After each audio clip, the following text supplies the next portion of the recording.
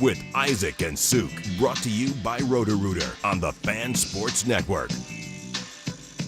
All right, this is the Dan Lanning pregame show. 42 minutes away from the coach.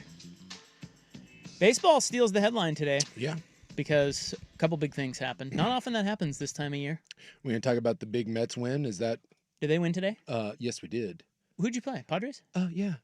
Did they sweep that? No. The Padres got him last night. All right. That's a nice win. But the Tonger. You guys are good now, right? He was back. I told you we're back. But back. I mean, like, you feeling pretty...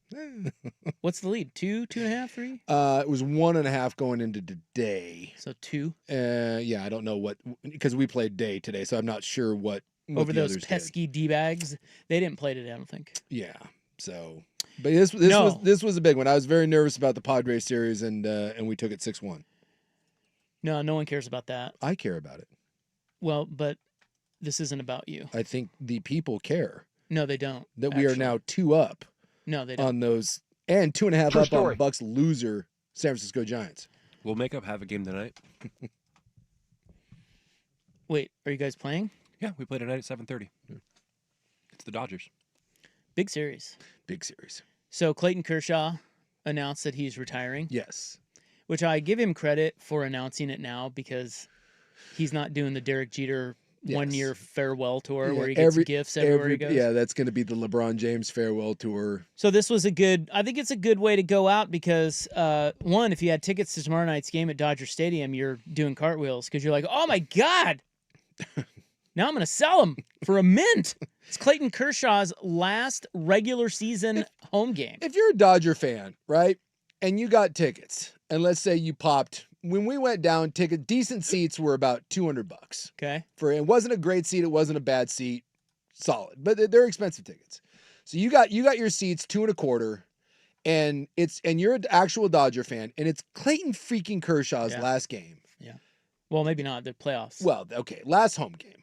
Guaranteed regular season. Last guaranteed game that Kershaw's going to pitch that you can see. Okay. And you get offered $750. Nah. Right? I keep them. You keep them. Yeah. You keep them, and you're like, that's one you hold on to. Like, I'm sure there's a price point, but no one's shelling out $2,000 for decent seats to go see Kershaw's last game. Well, there's the question. I'll take a look and see what they're going for. You selling at $2,000? You bought them for $2,000? You bought them for $2,000, dude. That's a good hunk of money. Like, I'm probably selling. Yeah, at that price. I think you kind of have to, but it would have to be a lot. If I was a big Dodger fan, dude, that's not just a dude. Well, right? You can also play I'll sell my playoff tickets and go to this one. If you don't, like if you're a season ticket holder and you have the option to buy, maybe you don't buy playoff tickets because this is more important. Or you sell this and you buy playoff seats with it. Or you sell this and just buy cheaper tickets to this game. That's true. Surely, wait till the third inning. Go to the nosebleeds. I'll look and see what the get-in price for this is because it's tomorrow night, right? Tomorrow night. Yeah. So he said, "I'm done." He's 37. Yeah. And he's all fat. He's kind of a shell of himself, and he's having a good year. Yeah. I mean, the guy, he's unbelievable. Clayton Kershaw. Like he's the same no matter what. He's like 10-2 this year. Yeah. He's amazing. Just wait for the playoffs. He won't be. Well, it would be something if he. No, that's another question. Are we rooting? Because nobody wants the Dodgers to win.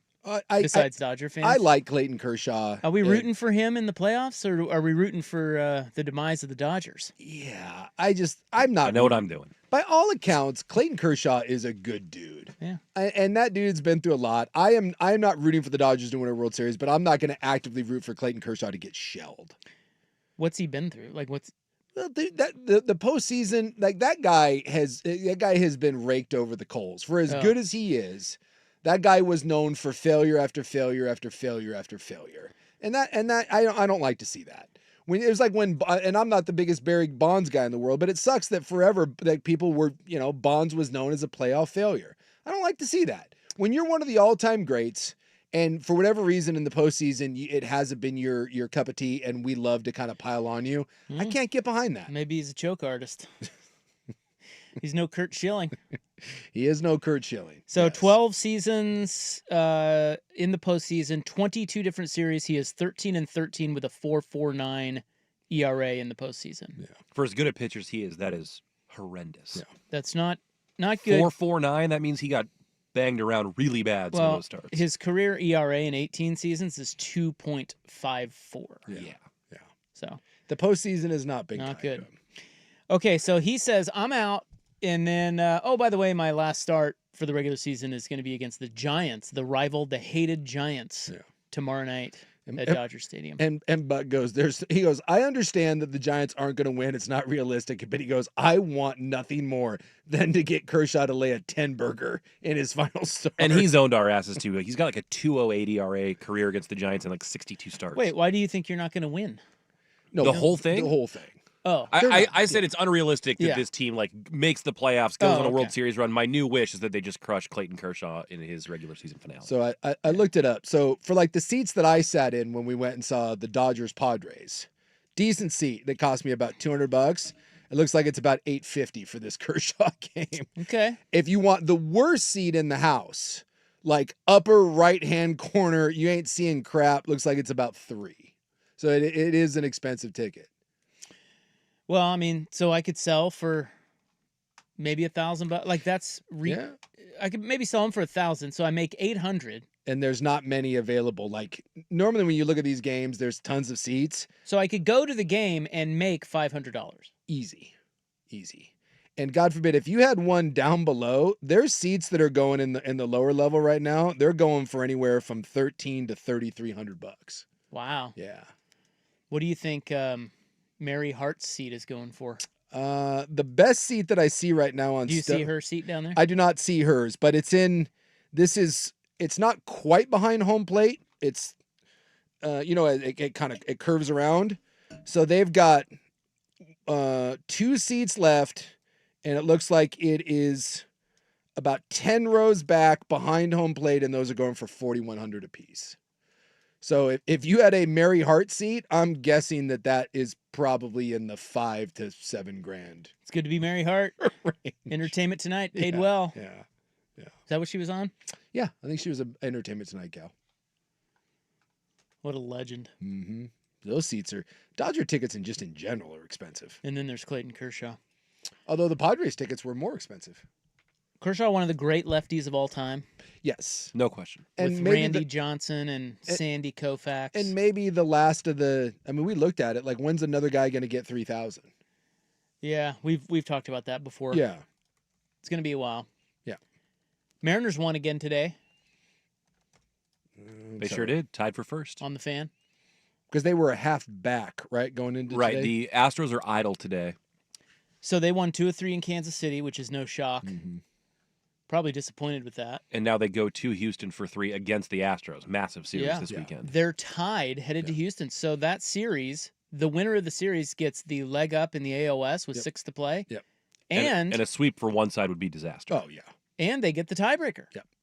Because Yeah. they've tied so far the season series. Yeah. This is just This is good stuff. enormous. And for the Mariners, you got the crappy-ass Rockies after this. And then remember, it's the Dodgers, but the Dodgers may not be playing for anything. So, and then with Houston has this 3 set against your Mariners, and then they got the Athletics and they got the Angels. So it's actually, in theory, it's an easier route for the Astros, but we just don't know what the Dodgers are going to be rolling out there. So just enormous. And yes, if someone sweeps this series, that should probably do it. By the way, Sunday night, this game will be on ESPN, or the Mariners Astros will be Sunday Night Baseball Yeah. on ESPN. So that'll be opposite Chiefs Giants. Yeah. No one will be watching baseball then. Well, I will. I'll have both. Yeah, quad box, man. Did you see I'm trying to think of there was an NFL game, and now I'm drawing a blank which one it was. It got 34 million viewers. Chiefs Eagles. Chief Eagles, yeah. 34 million tuned into that. Pretty good. Yeah. Pretty good. And by the way, the only saving grace for the Mariners is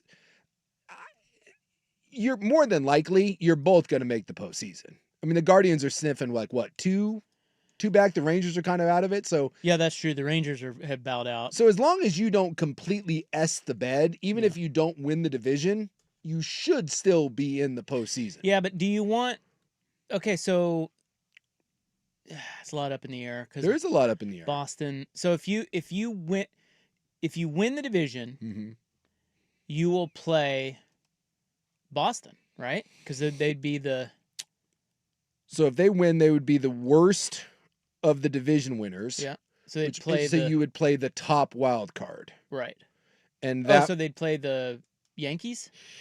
Ooh. Yes. But then if they don't win, then they play Then they would be Boston. They would be the top wild card, and they would play the worst of the division winner, and that would be the Astros. Oh, they'd be the Be the Astros. So if you don't win the division, You probably get the Astros. you get the Astros again. Yes. You probably want the Astros over the Yankees, yeah?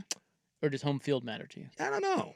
It's only a 3-game series. Yeah, 3-game series. I'm assuming you want that at home, but I believe that would be because I don't think I don't think anything else is really gonna change. No one's gonna catch that. So yeah, I think that's Boston. I don't have the standings in front of me. I'm looking here at the wild card. They'd be the last wild card, right? They'd be the last. So New York right now is the top wild card. Houston and Seattle would be a game back of that, and then Boston. So you know what the other consideration is? I think you want the division because, well, division titles are cool. Sure. But you get home field Mm-hmm. in the first round, and then and they're much better at home. But then you would line up opposite the Tigers instead of the Blue Jays, and I think that's a more winnable series. Sure. Don't you think? I would think so. But at the same time, like So win the division, Mariners. Well, I think you always want to win the division. I'm not a big setup.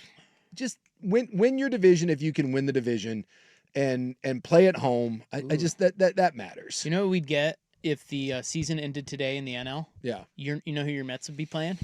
So we'd be the worst of the wild cards, Yeah. and so we would get Dodgers. You would get the Dodgers in LA.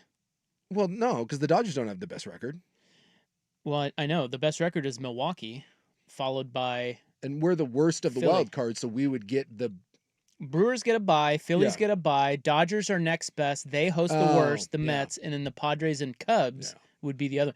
Boy, I tell you, those Valid are some point. great NL first round series. Yeah. If that happens, Mets, Dodgers, Padres, Cubs. Yeah. Let's Look, go. I've accepted the fact that the Mets are probably going to bow out, but the one thing about, like, if we got the Dodgers in the first round, the Dodgers are so up and down and so funky. Why not? What the hell? Be a good series. Their bullpen stinks. Our bullpen stinks. Let's go. See what happens. That's the team that I think, what'd they say, 119? They were projected to win 119 games or something? like that, yeah. Yeah, well, they didn't come close They to did that. not. And they've battled through injuries, and you keep hearing down there that no one cares, and that they'll get to the postseason and they'll turn the switch and all that.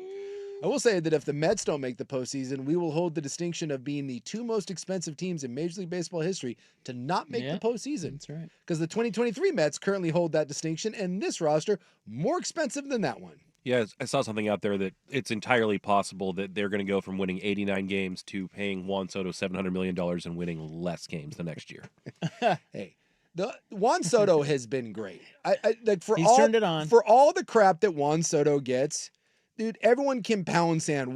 Now, is anyone worth $700 million? Probably not. He needed to turn it on, though. But Juan Soto is And he having a hell of a year. Yeah, but it wasn't. Yeah, he's been good. Just wasn't early. He's been he cranked it up when he needed to because the whispers were starting to get loud. Yes. So he shut everybody up. This is his best season since that one when he was like 22, 23. With the Nats? Yeah, what? When he's with the Nats? With the Nats. He had that one season where it was like, holy crap. But, I mean, dude, the dude is, let's see, he hit 263 this year. He's got 41 homers, 100 RBI, and I want to say he's got like, let me see, he's got 33 stolen bases. I mean, Can't wait to watch Clayton Kershaw strike him out. what do you whatever. Juan Soto gets no hate from me. He has been great. Well, rest in peace, Clayton Kershaw. Hopefully the Giants put up a 10 spot on him tomorrow. Yeah. Bitter ass Buckley. All I want was a 10 burger on him.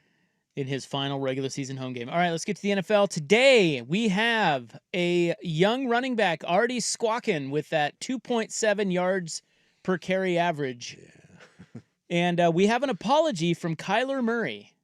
Yes, this goes back to yesterday's program. Awkward Instagram moments. Yeah. But we still don't know if he knew what he was doing. Yeah, he didn't comment He didn't on that. really say that. No. So we'll get to that and other items, the NFL, next. But first, here's Buck. This is a Rivalry Week edition of Primetime with Isaac and Souk, brought to you by Roto-Rooter. Now, From the George McCoy and Warren Allen Sports Desk, a Sports Center update on the Fan Sports Network, 105.1 FM and 1080 AM. Brought to you by 808 Hawaiian Restaurant. Mixed plates like Grandma used to make. If your grandma were from the Big Island, Woodstock, Burnside, Beaverton, or online, ate-oh.com. First on the Fan, the Mariners. Winners today in Kansas City. They beat the Royals 2-0 to move back into a tie for first place with the Houston Astros. Luis Castillo allowed just 3 hits over 6 innings of work. The M's got RBI doubles from Jorge Polanco and J.P. Crawford. Houston idle today. Those two teams will start a 3-game set in Houston on Friday. In the National League, Dodgers starter Clayton Kershaw announced today he'll retire at the end of the season. That means Friday will be his final regular season start at Dodger Stadium. Giants starter Justin Verlander, meanwhile, says he does not want to hang it up at the end of the year, wants to come back and pitch again in 2026. We'll see who wants him. Week 3 in the NFL kicks off tonight with Miami visiting Buffalo. The Bills looking to stay undefeated while the Dolphins look for their first win of the season. Buffalo favored by 11, kickoffs at 5:15 over on Amazon Prime. More sports scores and stories in 30 minutes. Ryan Buckley, the George McCoy at Warren Allen Sports Desk. Hurt and missing work, insurance companies acting like jerks. Don't call your mom. Call George McCoy at warrenallen.com. Your home for the Oregon Ducks, the Fan Sports Network, 105.1 FM and 1080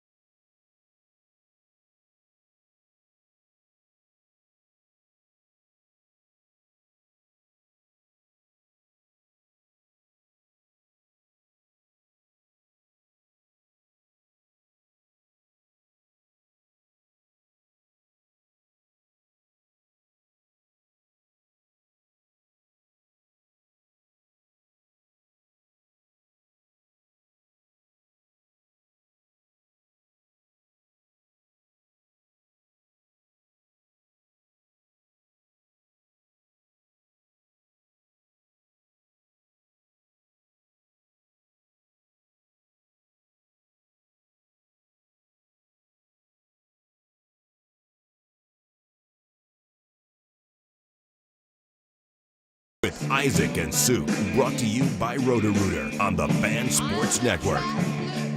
Texter, good point. Before we get to the NFL, just real quick, a follow-up. The Mariners are only one game back. Mariners and Astros are only one game back from the Tigers. Yeah, we kind of were. Because the Blue Jays are the number one seed and no one's catching them. But we kind of dismissed the fact that it's a game back in Detroit, and if you end up winning the division and you're the second seed, you get a bye. Yeah. Which obviously is much screw home field advantage and lining up, get the bye.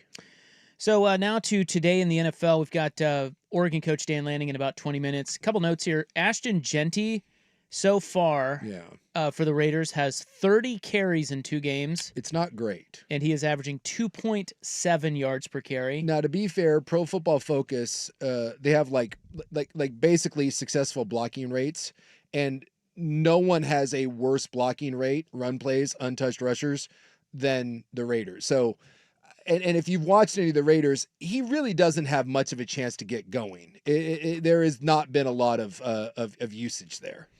So he has come out today. Yeah. They were talking to him about that. Yeah, it's not, you don't want to do this. Well, he said, quote, "I don't think you draft a guy like me to not give me carries and touches. Yeah. I'm ready for the responsibility. And like I said, it's going to start with me in the run game, and I got to continue to get better." Yeah. He said, there is a learning curve to the NFL. Yeah. Well, and you look like in that Chargers game, I mean, they didn't. So he had 11 carries, and then they had a couple other guys. One of them was like on a fly sweep. But, I mean, you eliminate Geno's carries, which are obviously scrambles, and they only ran the ball 13 times. So, you know. And they threw it 43 times or something? Yeah. So, I mean. Who did they play in week 1? They played the Patriots. Oh, that's right. And they did win that game. But Genty in that one had 19 carries. And again, no one else, Zamir White, the backup, had 3. So, you know, and they threw the ball 34 times. So they just, you know, and you can say, you know, is this a matter of the offensive line? And I know the offensive line has been beat up. Jackson Powers-Johnson missed game 2. He had the concussion. So they just haven't been running the ball, period. I mean, at all. So hey, maybe let Geno cook, huh? Well, maybe there's a rub there if you're, you know, like you said, you drafted me, you better use me. But, you know, this is a team with Chip Kelly and Pete Carroll that you would think would run the ball. So the fact that they're not probably means that they don't believe that they can. Too early. Yeah. Too early on Genty. I just, you know, if you're a rookie, just shut up. Shut up. Yeah. Like, yeah, I don't think he meant it the way but, it sounds in the quote, but yeah, it's just like, dude, you've earned no right. This is the Keyshawn Johnson thing. Throw me the damn ball. You haven't earned the right to say, throw me the damn ball, or you didn't draft me to not use me. Like, it's the NFL. If they thought they could run the ball and they thought that you could help them win, you would be getting the ball 30 times. You don't think Chip Kelly wants to run the ball? That's what his bread and butter was at Oregon. Same thing with Pete Carroll. Pete Carroll's whole thing was run the ball. So some of that might be on you and the O-line. So just saying. Best rookie running back so far? Is it Henderson? I'd have to look. People like that Byshal Tootin kid in Jacksonville. He's been all right. Where'd he play college ball? That I don't know. There has not Scored been. Last week. That's why they traded Tank Bigsby too. There just hasn't been a ton of impact. It's supposed to be Genty or Hampton. Yep, and neither one of them has been phenomenal. Tyler Warren has had a really nice impact, but that's a tight end. People thought maybe Travion Henderson too, and apparently he's really struggled in pass protection. Caleb Johnson? I know the whole kickoff thing. But yeah, no, he's not getting. He's not getting. He's carries. not getting run. Like, he basically is just. In fact, Pro Football Focus has Dylan Sampson from the Cleveland Browns as their top-rated running back. So they just said there just hasn't been, and it's early, there just hasn't been a lot of impact rookies. In fact, the Bears, who spent their 2 picks on Luther Bolden and Loveland, the tight end, they've got nothing out of either one of those guys, and they're saying that's one of the problems that we've had in Chicago. So it's just been a weird. Ted McMillan, I know they're pretty happy with in Carolina, even though if the numbers aren't great, they're pretty happy with what he's bringing to the table. He caught 6 or 7 balls last week. Yep, and they're saying some of the defensive players have been a nice touch. And then the tight end from Buffalo, Jackson Haas, he has been PFF's top ranked rookie through 2 weeks. All right, Kyler Murray stepped in it a little bit yesterday. We were debating, did he know what he did wrong, or was he just oblivious? Well, we still don't know. No. But We have a statement. he has apologized. Yes. That's next on The Fan. Dirt and spray. Dirt and spray. I'm Dirt. Looking a little bit ahead, what does the SP Plus say about this matchup between Penn State and Oregon?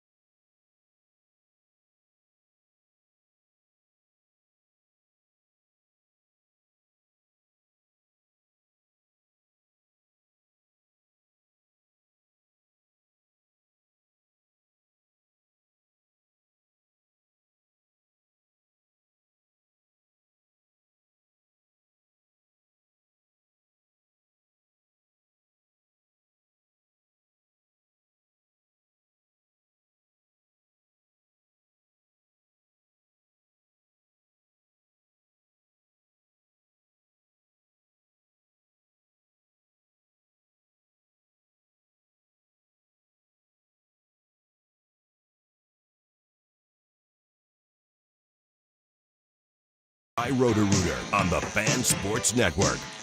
All right, Dan Lanning coming up next. Kyler Murray apologized today. He was clearly told to apologize today.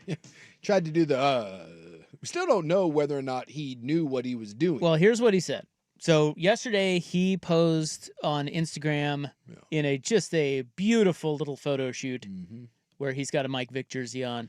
And he's posing with a pit bull. Yeah, his pit bull. And that's the weird thing is it's not like it was a candid photo. It was a photo shoot. It was a. He's not doing selfies. It was a set up photo shoot with lighting and. It's weird. Yeah. So he said, quote. Now this is after seeing reaction from fans. Yeah. He deleted his post. Yes. And then he said, "In no way, shape, or form do I condone animal cruelty or dog fighting, whatever it is. For me personally, you all saw me wear the Michael Vick jersey, a player that I admire very much growing up, and then just being at home with my pup." Murray added, they both get treated like kings, talking about his 2 dogs. So it's not like in no way, shape, or form am I condoning that. But yes, I saw how it affected people and decided to take it down. So I apologize to anybody and whoever I affected with that. Yeah. Which, again, we still don't know. Little wordy. We still don't know if we knew. Yeah, he doesn't say. Well, it sounds like he says, I'm always with my dogs, and I like this Michael Vick jersey because he's a role model. And it sounds like he didn't put 2 and 2 together. I think you're right. I think that I'm deducing that he had no earthly idea he's just that oblivious. And he had his Vic jersey on. He's got his doggies. And he's like, this is going to be great for the gram. And everybody's like, dude, hello. Yeah. Do you remember when you were 10? He went to prison. For do you know what for, Kyler? For killing that one particular dog. By the way, for whatever reason, athletes and dumbasses alike love. I don't mean to say that. I'm sure there's some people out there that love pit bulls. I got a little bit of an issue with pit bulls myself. Not the biggest fan. In this story, they call those dogs bulldogs. That's not a bulldog. I know. I don't know. I don't know why it says that. Not only does he have the pit bull, but he has the wonderful pit bull that has had its ears carved up for fighting purposes and to make it look super badass. Cool, everybody. Well, I mean, he's got a couple pit bulls and he treats them well, so that's good. Yeah. But I guess that's best case scenario for him is that he really is just that dumb. He's like, what? Yeah. Oh, what? No. I just love the person that's like, it's always the same person, the pit bull owner that's always doing that. Well, not my pit bulls. It's the owner. It's not the dog. Even though every statistic known to man says they just get a bad rap. Mine's great. I've heard that before. Right after it rips your face off. He's never done that before. Jeez. Did you guys see the NFL AI generated stadiums? I did see that. How cool is that? One I thought was cool. Some of them were ridiculous. But some were like some of them that were ridiculous. like infernos and stuff were like a little much, but like the Denver one that was like a ski was lodge neat. was so cool. Very cool. I liked the Ravens one. First one. So the first one, and if you don't know what we're talking about, somebody on internet, I think we got it from maybe Barstool, but somebody made AI renderings of what like kind of imaginary home stadiums could be, and they did it, I think, for all the teams. No, they did. No, he did it for all maybe? the teams. No, he had 2. Okay, so hold on. There's 2 NFL videos. He split it into 2. Okay. So the second half of the NFL is in the second one. Okay. He also did a college football one and a Major League Baseball one. Ooh. And he is at Trend Lens Vault. Trend, TRENDLENS Vault on the social media, and you can see them all on there. Barstool repurposed it and put it out, but it's from this Trend Lens Vault. So account. I only saw the one video that had like 10 teams, and it was interesting. So if you don't know, like obviously, like with the Dallas Cowboys, there's a big giant cowboy hat, and there's like with the Niners, there was like a gold track around the outside where like miners going, and the Pittsburgh Steelers had a big steel furnace. And so like obviously it plays into the theme of each team. And while some of them were kind of fun to see, I'm telling you, the one that I was like they should actually do was the Raven Stadium. They made the Raven Stadium look like something out of like a... It's like haunting and gothic. Yes. It's like cathedral-like. Yeah. But Edgar Allan pretty Poe. cool. It's the only one that you could actually, like, because most of them you couldn't do it because it's either the elements take up all the seats or that it's just, it's ridiculous. You can't have waterfalls over your fans for the Jacksonville Jaguars. But the Raven Stadium, you could actually do that. And it wouldn't affect like the seating capacity or the sight lines. And that thing looks awesome. It's something to have an Edgar Allan Poe or like an Addams Family thing. That some of those were really cool. It's pretty cool. Yeah. Yeah, and I'm with Buck. That Denver one was rad. I'm seeing the college ones now too, and this is where it gets into the wholly ridiculous, but they did an Oregon one where the field is sitting in the middle of a pond. Yeah. Yeah. Like there's water surrounding all of it. Well, the ducks and all that. Oh, of course. I'd have to see now. I need to see this because I only like It's fun. I only saw the handful of them. Look, it's a fun bit. Okay. Yeah. AI. It's great. Yeah, like I'm seeing here, like, well, they did the Commanders one, but they did. Oh, that must be the Chiefs. Never mind. I was like, wait, they did a Redskins one? I'm like, no, they did a Chiefs. Yeah, some of these are quite cool. We've never had anyone do like a gaudy stadium like no, that? we've never had anyone do a theme park stadium. You think somebody? I mean, you think? It feels like someone should give it a whirl. Yeah, why not? I mean, the Niners did that crappy cookie cutter Levi Stadium down there. Yeah. Do a Gold Rush something. Yeah. All right, do something fun, It would be interactive. it would be fun to see. Because I mean, for the most part, those stadiums, like, who cares? You could still do concerts there and have it be themed. Especially when they do new ones, like blank canvas. Do whatever you want. Yeah. That would be, I would be on board. And by the way, the gaudier the better. If someone should do it, it should be Oregon. Like, when Phil dies, like, give him an extra $800 million out of your $36 million fortune and just rebuild Autzen Stadium and just go. What would you do? I for don't know. Oregons? I don't know what you would do for, because you said the Oregon one, they put it in the middle of a pond. Yeah, and I mean, you could do some sort of like water effect where you had, I don't know, like, I mean, what's a duck's natural setting? It's like, like you make it like an outside Oregon in nature type place, maybe. Dude, I just know that if I was like the owner of the Ravens and I had to build my own stadium, you could convince me to do that gothic, Yeah. evil Well, kind of it'd be- dark thing. It's one of those things where people want to go to your games just to see the stadium, Yes. just to take selfies with it. Yeah. When I was with the Buccaneers, Go look at if you guys haven't seen these vids, they're real fun. When Go I was check them out. When I was with the Buccaneers, it was a fairly new stadium, Raymond James, and they do the Buccaneers ship in the one end zone. People love that freaking thing. Lean into it. Yeah. You know, just Photo like, op. Yeah, photo Everything op. for the gram. Yes. All right. Oregon coach Dan Lanning joins us next on The Fan.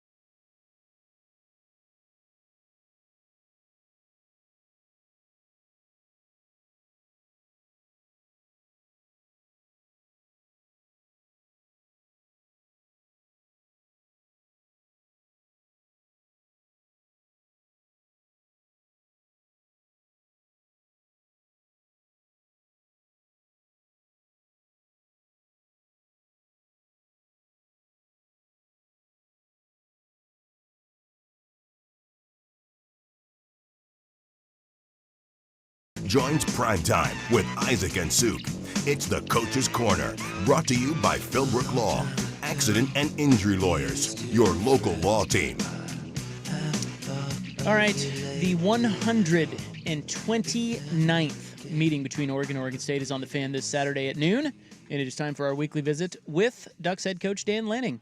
Coach. What's going on, guys? Hey, how's your week? Been good. Yeah, it's been a good week. How about y'all? Oh, I can't complain. Yeah, we don't complain much. No.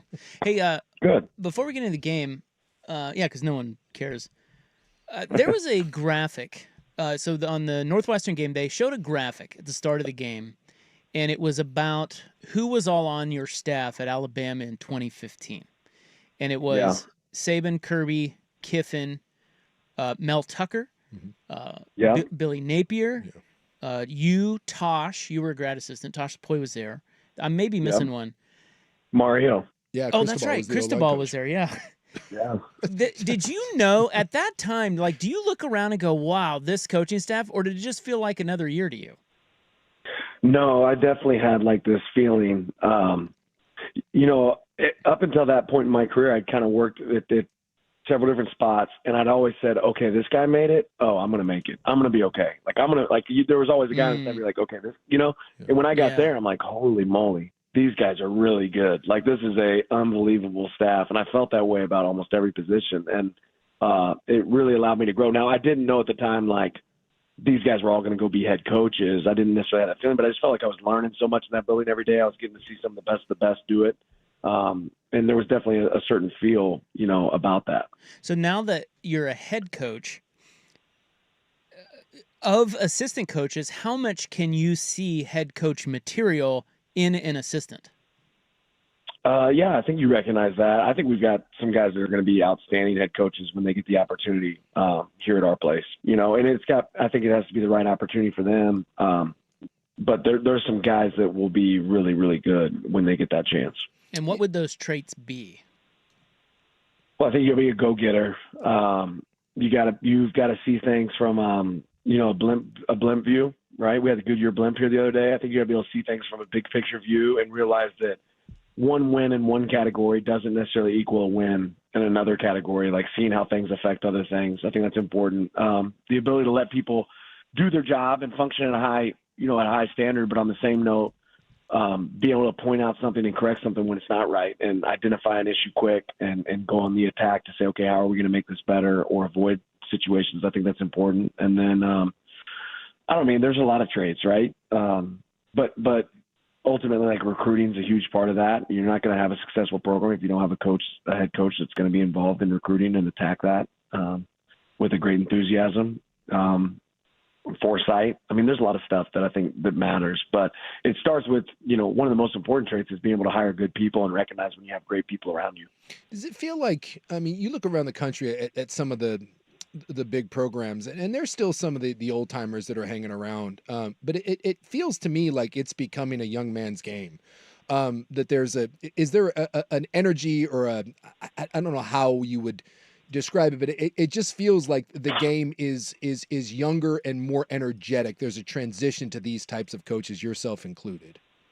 Well, I think what I would say is, and I think it's probably the same way when you guys played. Like when I played, it was like coach says jump, you say how high, right? And there was this 20, 30-year window of time where the game adapted to coaches and players adapted to coaches and coaches adapted to coaches. And now all of a sudden coaches are having to adapt. Like, you better change the way you think about things and be willing to do things differently than you've ever done them.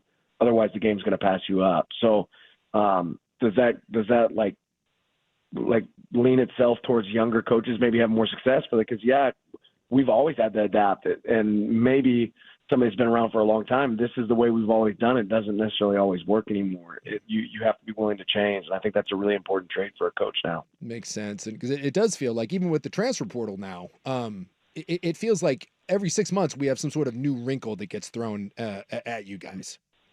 Right. Are you happy now that we're moving to the one transfer portal window? Yeah, I think that's definitely better for college football. Definitely better for the players too. Certainly better for the coaches. You get an opportunity to say, okay, when I get done with January, I know who my team is, right? And there was always this feeling of, okay, we got through December and January. Now we gotta go through May and see if our team's still going to be the same, and like eliminating some of those variables, I think is good for players and for coaches to the extent of, okay, let's hunker down and let's get better, right? Let's improve. Let's not deal with some of the constant change. This is Oregon coach Dan Lanning with us here on 105.1 The Fan, Civil War here on The Fan Saturday. Does the best leadership on a football team come from the players or the coaches? Oh, always players. Really? Always players. And I think you have to direct that, right? You have to explain, like when you see it, a good leadership, you have to point it out and recognize it. It's not always the loudest guy. It's not the guy that just repeats statements. Like that's not necessarily great leadership, but when it can come from a player, I think that means so much more when you hear something from a peer as opposed to a coach. That's when you start really cooking with gas. So you make it a point to look at who your leaders are. And again, like I say, there's a lot of different ways to lead. And you point those guys out to other players. Yeah, for sure. And I think one of the mistakes a lot of coaches make is, you get someplace and this is a lot of programs, right, where they're like, oh, we got a leadership council and they've got like 5 people on it. And it's like, okay, you're going to tell me those are the only 5 people that can lead your team? Like here, we're a little bit different. We're going to have several guys that are involved in leadership. And that means you're giving everybody an opportunity and a voice. I don't care how old you are, right, to be able to lead. Like you can lead as a freshman. That doesn't matter, right? Like, but let's count on developing leadership. So when you point it out, when you see it, when you get an opportunity for it, take advantage of it. And I think our players feel that here, that they can have a voice, that they can be a leader, even if they're not necessarily a senior or a guy that started for 3 years. Like, and that's there was an absence of that this past season because we lost 10 guys to the NFL. We lost some players. So if we know it's going to be an absence of that, like let's make sure everybody on the program knows they can be a part of that. And because of that, now we've got outstanding leadership. We've got a bunch of guys that are involved in what the standard is and what it looks like. Is it something that grows organically too as the season goes on? Can it shift? Yeah, for sure. But you have to water it, right? Like you have to recognize, you have to point it out. And again, we try to do that at every opportunity we get. If you have conflict amongst teammates, how do you resolve it? Just fight. We just get in a fist Nice. fight. All right. No, I mean, you address it. You like conflict's going to happen, right? You got a brother, you're going to fight with your brother at times. That's really no different than it is in the locker room. Address it, call it what it is. And then, generally for me, I spend a lot of time asking like, okay, did that make us better at football? Was that fight worth it? Right. Cause fights don't really happen at our practice very often. And I just tell them, I was like, guys, if I thought fighting was going to make us better at football, we would spend an entire period and dedicate it to just throwing like haymakers at each other. But it doesn't. Like you're going to get kicked out of a football game. So we try to use it as learnable, teachable moments. But when you operate in a high stress environment like we do in football, like those moments, like that's going to happen. There's going to be conflict, and you got to be an expert at resolving that. And I think our players do a really good job of it. Well, and I think you said, we won't get into it, but I just tell you, I really appreciated your comments about kind of the political climate we're in. And I'm guessing that all this leads to, as what you said, you have a locker room full of a lot of diverse people from a lot of different backgrounds, especially when you're a national recruiter. And that's how you end up with a team that ends up loving each other and pulling in the same direction, even if you do have conflict or a lot of guys that maybe aren't on the same page in personal lives. Absolutely. Yeah, absolutely. It's fun seeing a group of guys come together from, different parts of the country, different backgrounds. And then, football is so special because you can't win a football game with one person, right? A quarterback can't throw the ball to himself, block for himself, and catch it. You know what I mean? Like that's what's so special about this game is it takes everybody pulling in the same direction and having a unified cause. What jumps out about Oregon State? Yeah. A team that we have some familiarity with just playing them in the past. And they do, they play physical, they're aggressive. You see some guys that are familiar faces, but maybe have been wearing different jerseys in the past. But like Malik Murphy has a really strong arm. He's a guy that can make all the throws, and he can really take the top off if you give him the opportunity. They got backs that run really hard. Defensively, they present a lot of difficult schemes that you have to be prepared for. Showing a lot of one picture and then creating something else on the snap, which makes it difficult. So it's a fun game to prepare for. When you guys look, I mean, you guys have had 3 dominant performances, and I don't know how you nitpick stuff, but was the Northwestern game the first time maybe you saw some warts? When I looked at like your guys' defensive run scheme, felt like Northwestern was able to get some push. When you went back and looked at that, was that foot or was that fit? Were we not getting leverage? Why was Northwestern at the beginning of the game able to run the ball on you guys for seemingly kind of the first time you've shown a wart all year?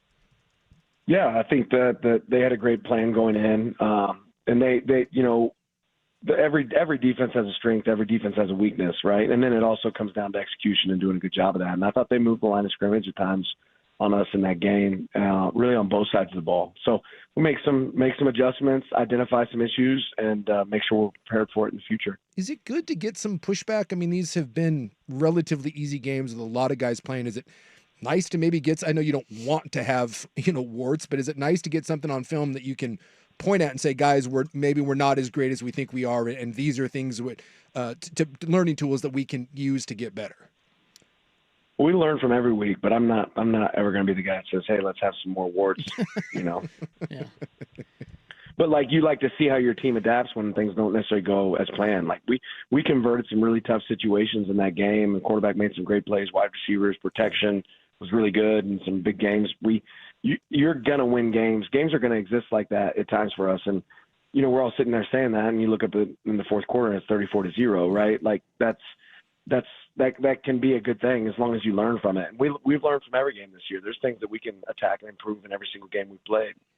This is Dan Lanning with us here on The Fan. You trust your eyes with the film, but how much do you look at and weigh statistics? Not a ton. Really? Yeah. Well, be specific, I guess. What statistic? Well, like, let's say I hit because turnovers. We had 5. Like, that would be an issue, right? Yeah. That'd be a statistic I'd pay attention to. Well, sometimes they hand you the stat sheets like at halftime or whatever. Does that? Yeah. And I use that certainly. Like, I'm generally looking at rushing yards. I think that's a great indicator of wins, losses. I'm generally looking at third down conversions. I'm looking at turnovers. Like, there's definitely some statistics that carry weight and hold value for sure.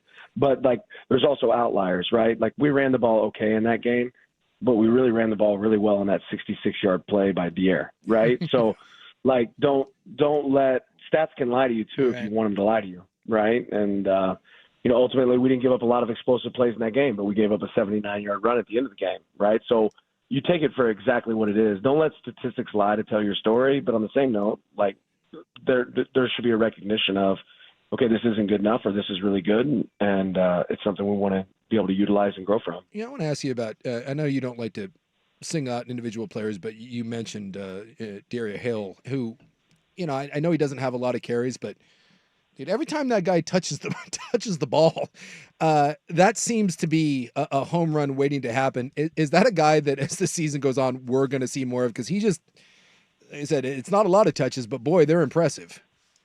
Yeah, he's proven to be an explosive playmaker for us, and I think his role will continue to grow as the season goes. And I'm really glad he's here. He's done an unbelievable job. He has a smile on his face every day.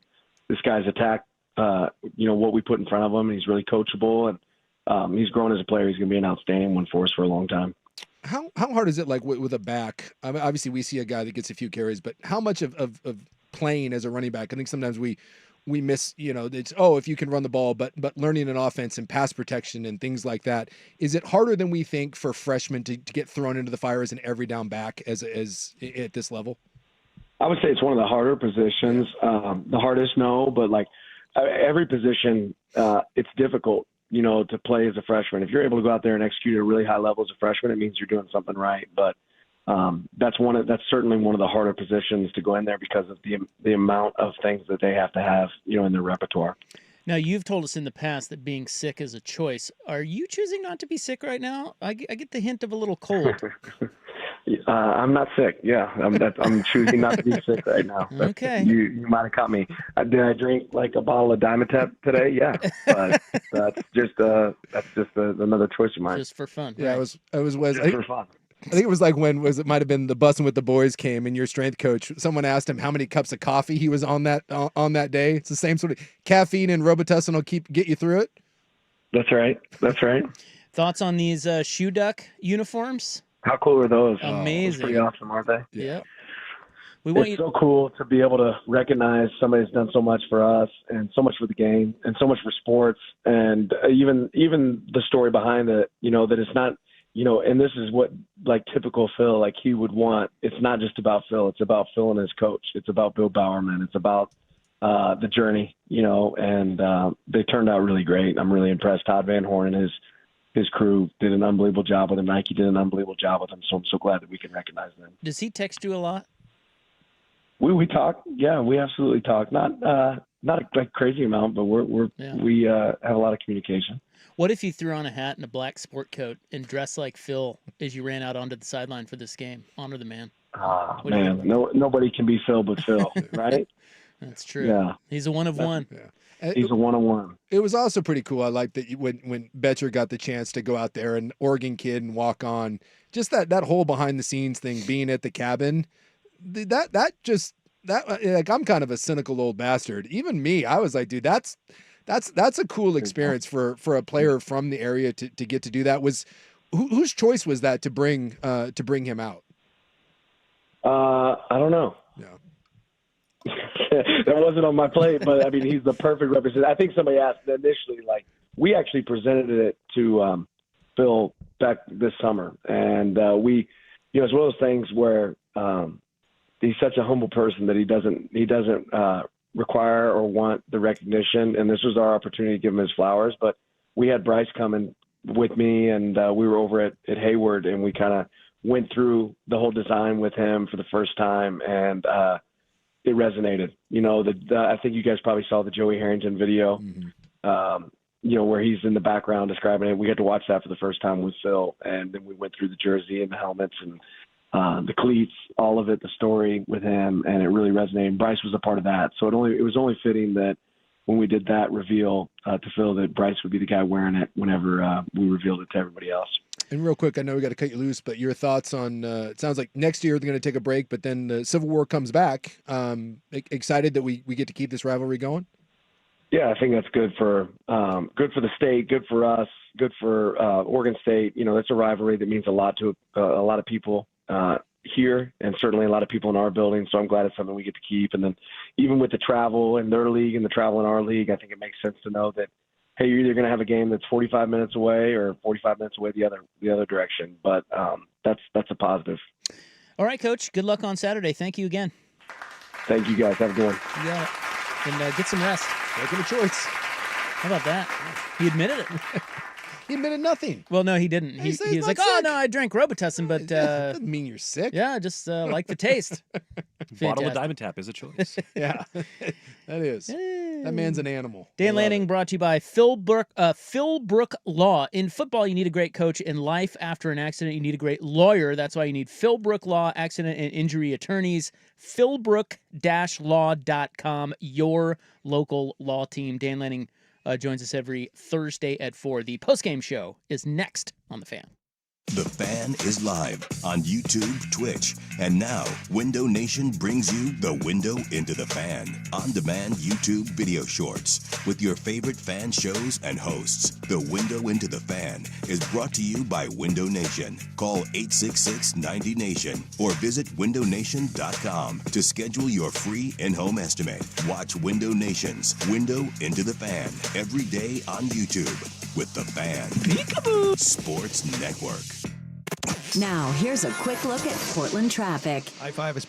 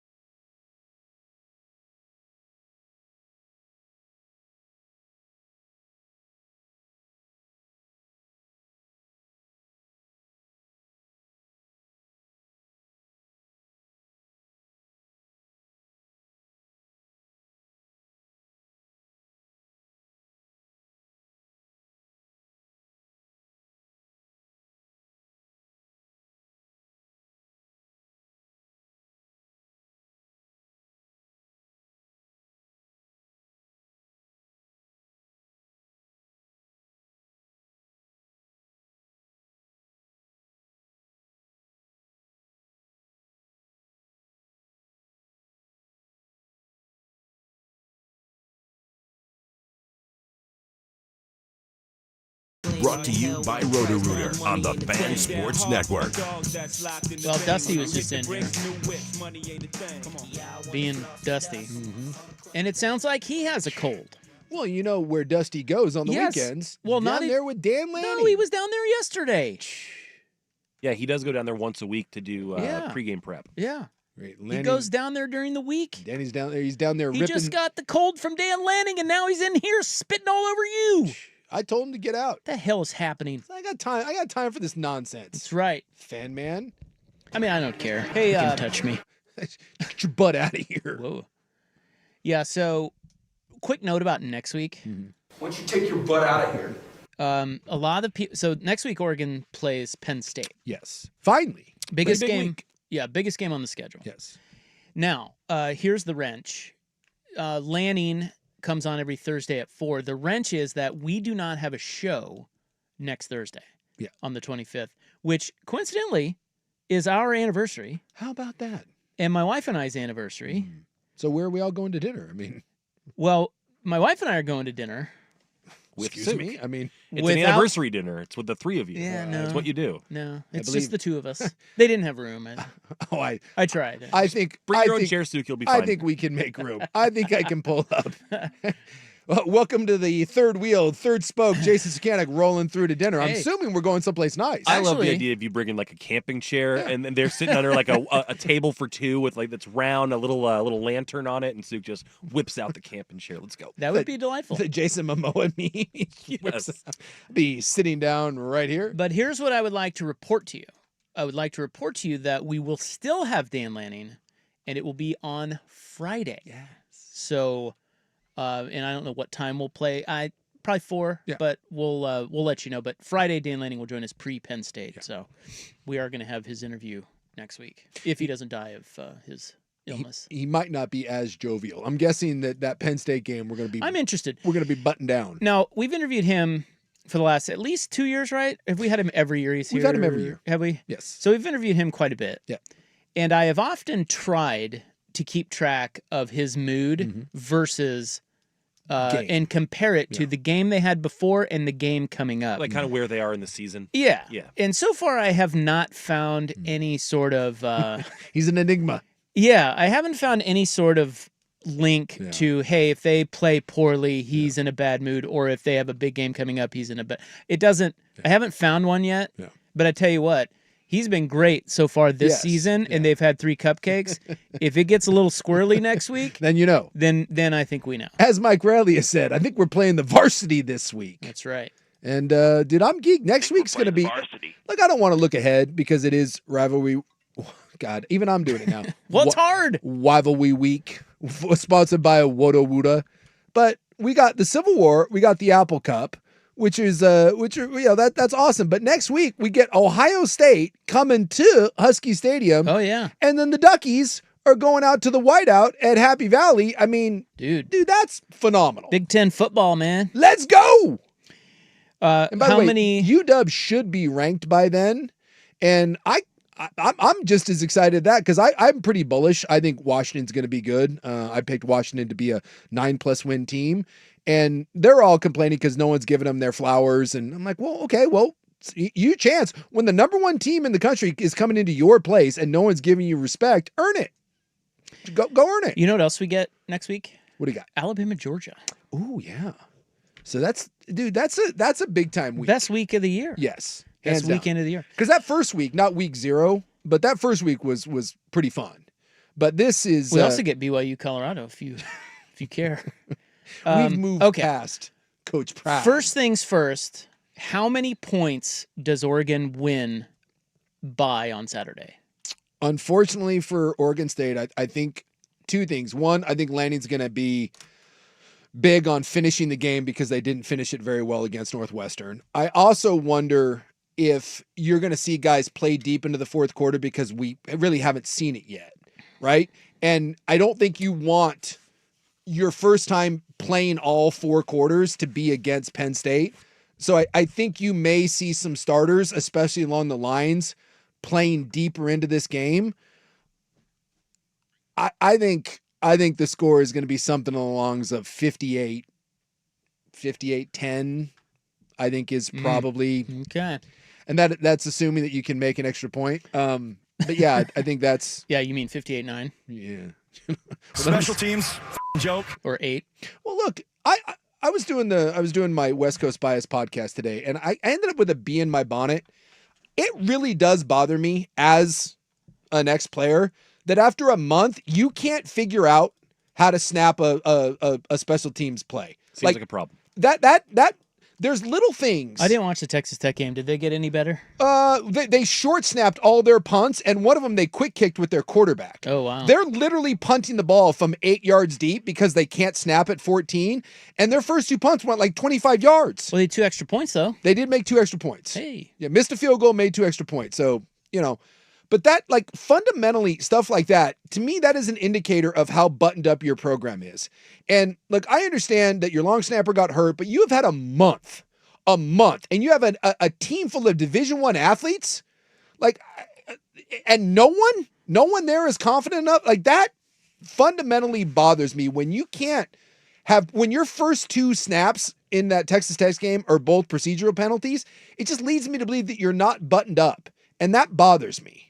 And so, hell or high water from Oregon State, you're not going to win this game. For God's sakes, look like you're prepared. No more dumb procedure penalties. Make good coaching decisions. For instance, like that, the going into the half against Texas Tech, you had a chance to at least give yourself a shot at points, and you didn't do a damn thing with it. You left timeouts there, you took the sack, and you just were like, well, I guess we'll go into the half, and not even making an attempt at throwing the ball into the end zone or a chance to kick a field goal. There's just things in there that are inexcusable and non-buttoned up, and you don't have to be uber talented, and you don't have to be you don't have to win games to show that you're competent. The Dolphins have this going on in the NFL. It's just, don't even be started on that. The Dolphins had maybe the most inept offensive performance that I've ever seen as far as procedural stuff goes. And it leads me to believe you're not a serious coach. You're not a serious franchise. And Oregon State has some of that. So I don't want to see you win because that's not going to happen. But my God, show up and prove that you have learned and that your team is well coached and disciplined. Well, that was very long. All you could have said was football's football. Football's football. And so it doesn't matter how talented you are. You just have to play sound, fundamental football. Yeah. Right? Football's football. Did you happen to see what the Dolphins did with on the touchdown that got called back from football's football. And the only way to A-Chain, get better or is at it is to play A-Chain? football. I always get those two. It used to be A-Chain, now it's A-Chan. Did you happen to see what Miami did? No, I haven't watched them yet. If you want to know how dog ass that team is and that coaching staff. Hey, we get to watch them tonight. So they were, yeah. And by the way, I guess Stephen Ross has said no matter what, they're not firing their coach after this game. Yeah, right. To win games, you have to win the game. But what a great drop that is. Oh, my God. They were going in. Tua Tagovailoa. They were either going in to tie or win the game. They had an opportunity. And they threw a little pass, and Achan ended up stepping out of bounds. But they let it go, and he scored a touchdown. And everyone was freaking out, and they were like, okay, we're going under review. And clearly on review, you saw that he had stepped out of bounds. So everyone in the stadium knew that ball was coming back to like the 20-something yard line. And that review took like 2.5 minutes. So you had 2.5 minutes to get your S together and the 40-second play clock, right? They ended up with a delay of game penalty coming out of that. That's institutional failure. So that's 1st and 15 now. Guess what happened right after that? They got another one. 1st and 20. And then they got that next snap off with 1 second, and it was a panic snap. How on God's green earth can you? This is like when Denver had Hackett as their head coach. Remember, they couldn't get plays in, and they were calling like all their timeouts in the first 2 series because they couldn't freaking figure out how to get a play in.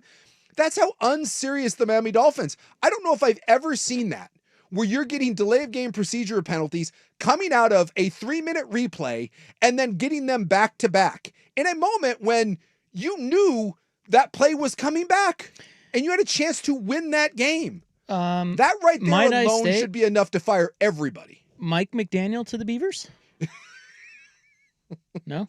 Something. Anything? Something. All right. Also, I want to point out that next weekend is also the Ryder Cup, as the texters are. Sure is. I mean, we got to throw that in there too. Dude, buckle up. Yeah. for next week. Baseball season's ending, going into the playoffs. Let's go. All right, in the news is coming up next. Primetime Rainier on the Fan. Here's Buck. This is a Rivalry Week edition of Primetime with Isaac and Suk, brought to you by Roto-Rooter. Now, from the George McCoy at Warren Allen Sports Desk, a Sports Center update on the Fan Sports Network, 105.1 FM and 1080 AM. Ryan Buckley with this SportsCenter update. First on the Fan, the Mariners winners today in Kansas City. They beat the Royals 2-0 to move back into a tie for first with the Houston Astros. Luis Castillo allowed just 3 hits over 6 innings of work, and the M's got RBI doubles from both Jorge Polanco and J.P. Crawford. The Astros idle today. They will begin a 3-game set against the Mariners in Houston starting on Friday. And the National League Dodgers starter Clayton Kershaw announced today that he will retire at the end of the season. That means Friday will be his final regular season start at Dodger Stadium. Giants starter Justin Verlander, meanwhile, says he does want to come back and pitch again in 2026. We'll see what options he has available. Week 3 in the NFL kicks off in about 45 minutes with Miami visiting Buffalo. The Bills looking to stay undefeated. The Dolphins looking for their first win. Buffalo is favored by 11. Kickoffs at 5:15 on Amazon Prime. More sports scores and stories in 30 minutes. I'm Ryan Buckley, the George McCoy at Warren Allen Sports Desk. Curtain missing work, insurance companies acting like jerks. Don't call your mom. Call George McCoy at WarrenAllen.com. Your home for Seahawks football. The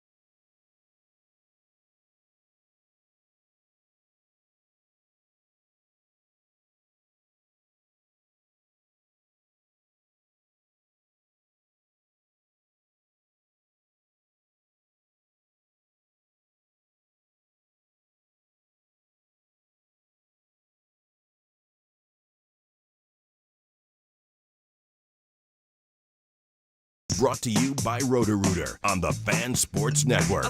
Public service announcement. Yes. Much like Isaac Robb said, if you have ever uttered the phrase, "You're not going to arrest me," that is a guarantee that you are about to get arrested. Just so you know. Yeah, don't say that. Arrest me. If you would like to get arrested, please say out loud to an officer, "You're not going to arrest me," and watch yourself get arrested, and probably in an aggressive fashion. It is September 18, 2025. It is time now for In the News. I'm your noted newsman. Hello. Thank you. I do like that. A little You're Schultzy. not gonna arrest me. I like a Schultzy evil Santa. It's brought to you by the Advocates, injury attorneys at advocateslaw.com. Today, National Respect Day. Oh. So show some respect. Show some respect, damn it. And Shout it out is- Aretha. I like when yeah. when people demand respect but they refuse to show it to anyone else, aka the Bob Knight or just angry dad. Generally a two-way street, respect. You little ass, you show me some respect. Have you ever respected your kid once? There's also National Cheeseburger Day. Ooh, I saw that today because the great John Belushi clip. Oh, it's too early for a cheeseburger? Cheeseburger, cheeseburger, cheeseburger, cheeseburger, cheeseburger. Phenomenal. What kind of cheese do you like for your cheeseburger? I'm pretty open. Are you? Yeah, I'm open to what like if a restaurant has like a certain, if they're doing like a Gouda, but I think if I'm doing my own at home, I am a creamy Havarti man. Oh, nice. Yeah. Fancy. Yeah. It's just it's my cheese of choice on almost everything. Like if I'm making a sandwich home, if I'm making a burger, if I'm making nachos, the creamy Havarti is the top of my food chain. And if it's not creamy Havarti, I like blue cheese. Yeah, blue cheese You do is a little great. bacon with some blue cheese crumble, maybe a buffalo sauce on there. Now we're talking. You know what's weird is that blue cheese kind of skirts the cheeseburger label. Yeah, and it shouldn't. You know? Yeah. Like it is cheese. Yeah. But because it's crumbly, and if you go with the whole bacon thing, or maybe like the buffalo sauce It's or kind of something. melted a little bit. That's all. No, I know. I'm just saying, like you don't really think of that as a cheese option for a cheeseburger. And you're making a mistake because if there's a bacon blue, which is usually what they call it, like a bacon blue burger, dude, get it because it's about Barbecue sauce. Yeah, it's about to be phenomenal. Now What channel's this stupid game on? Barbecue sauce with blue cheese?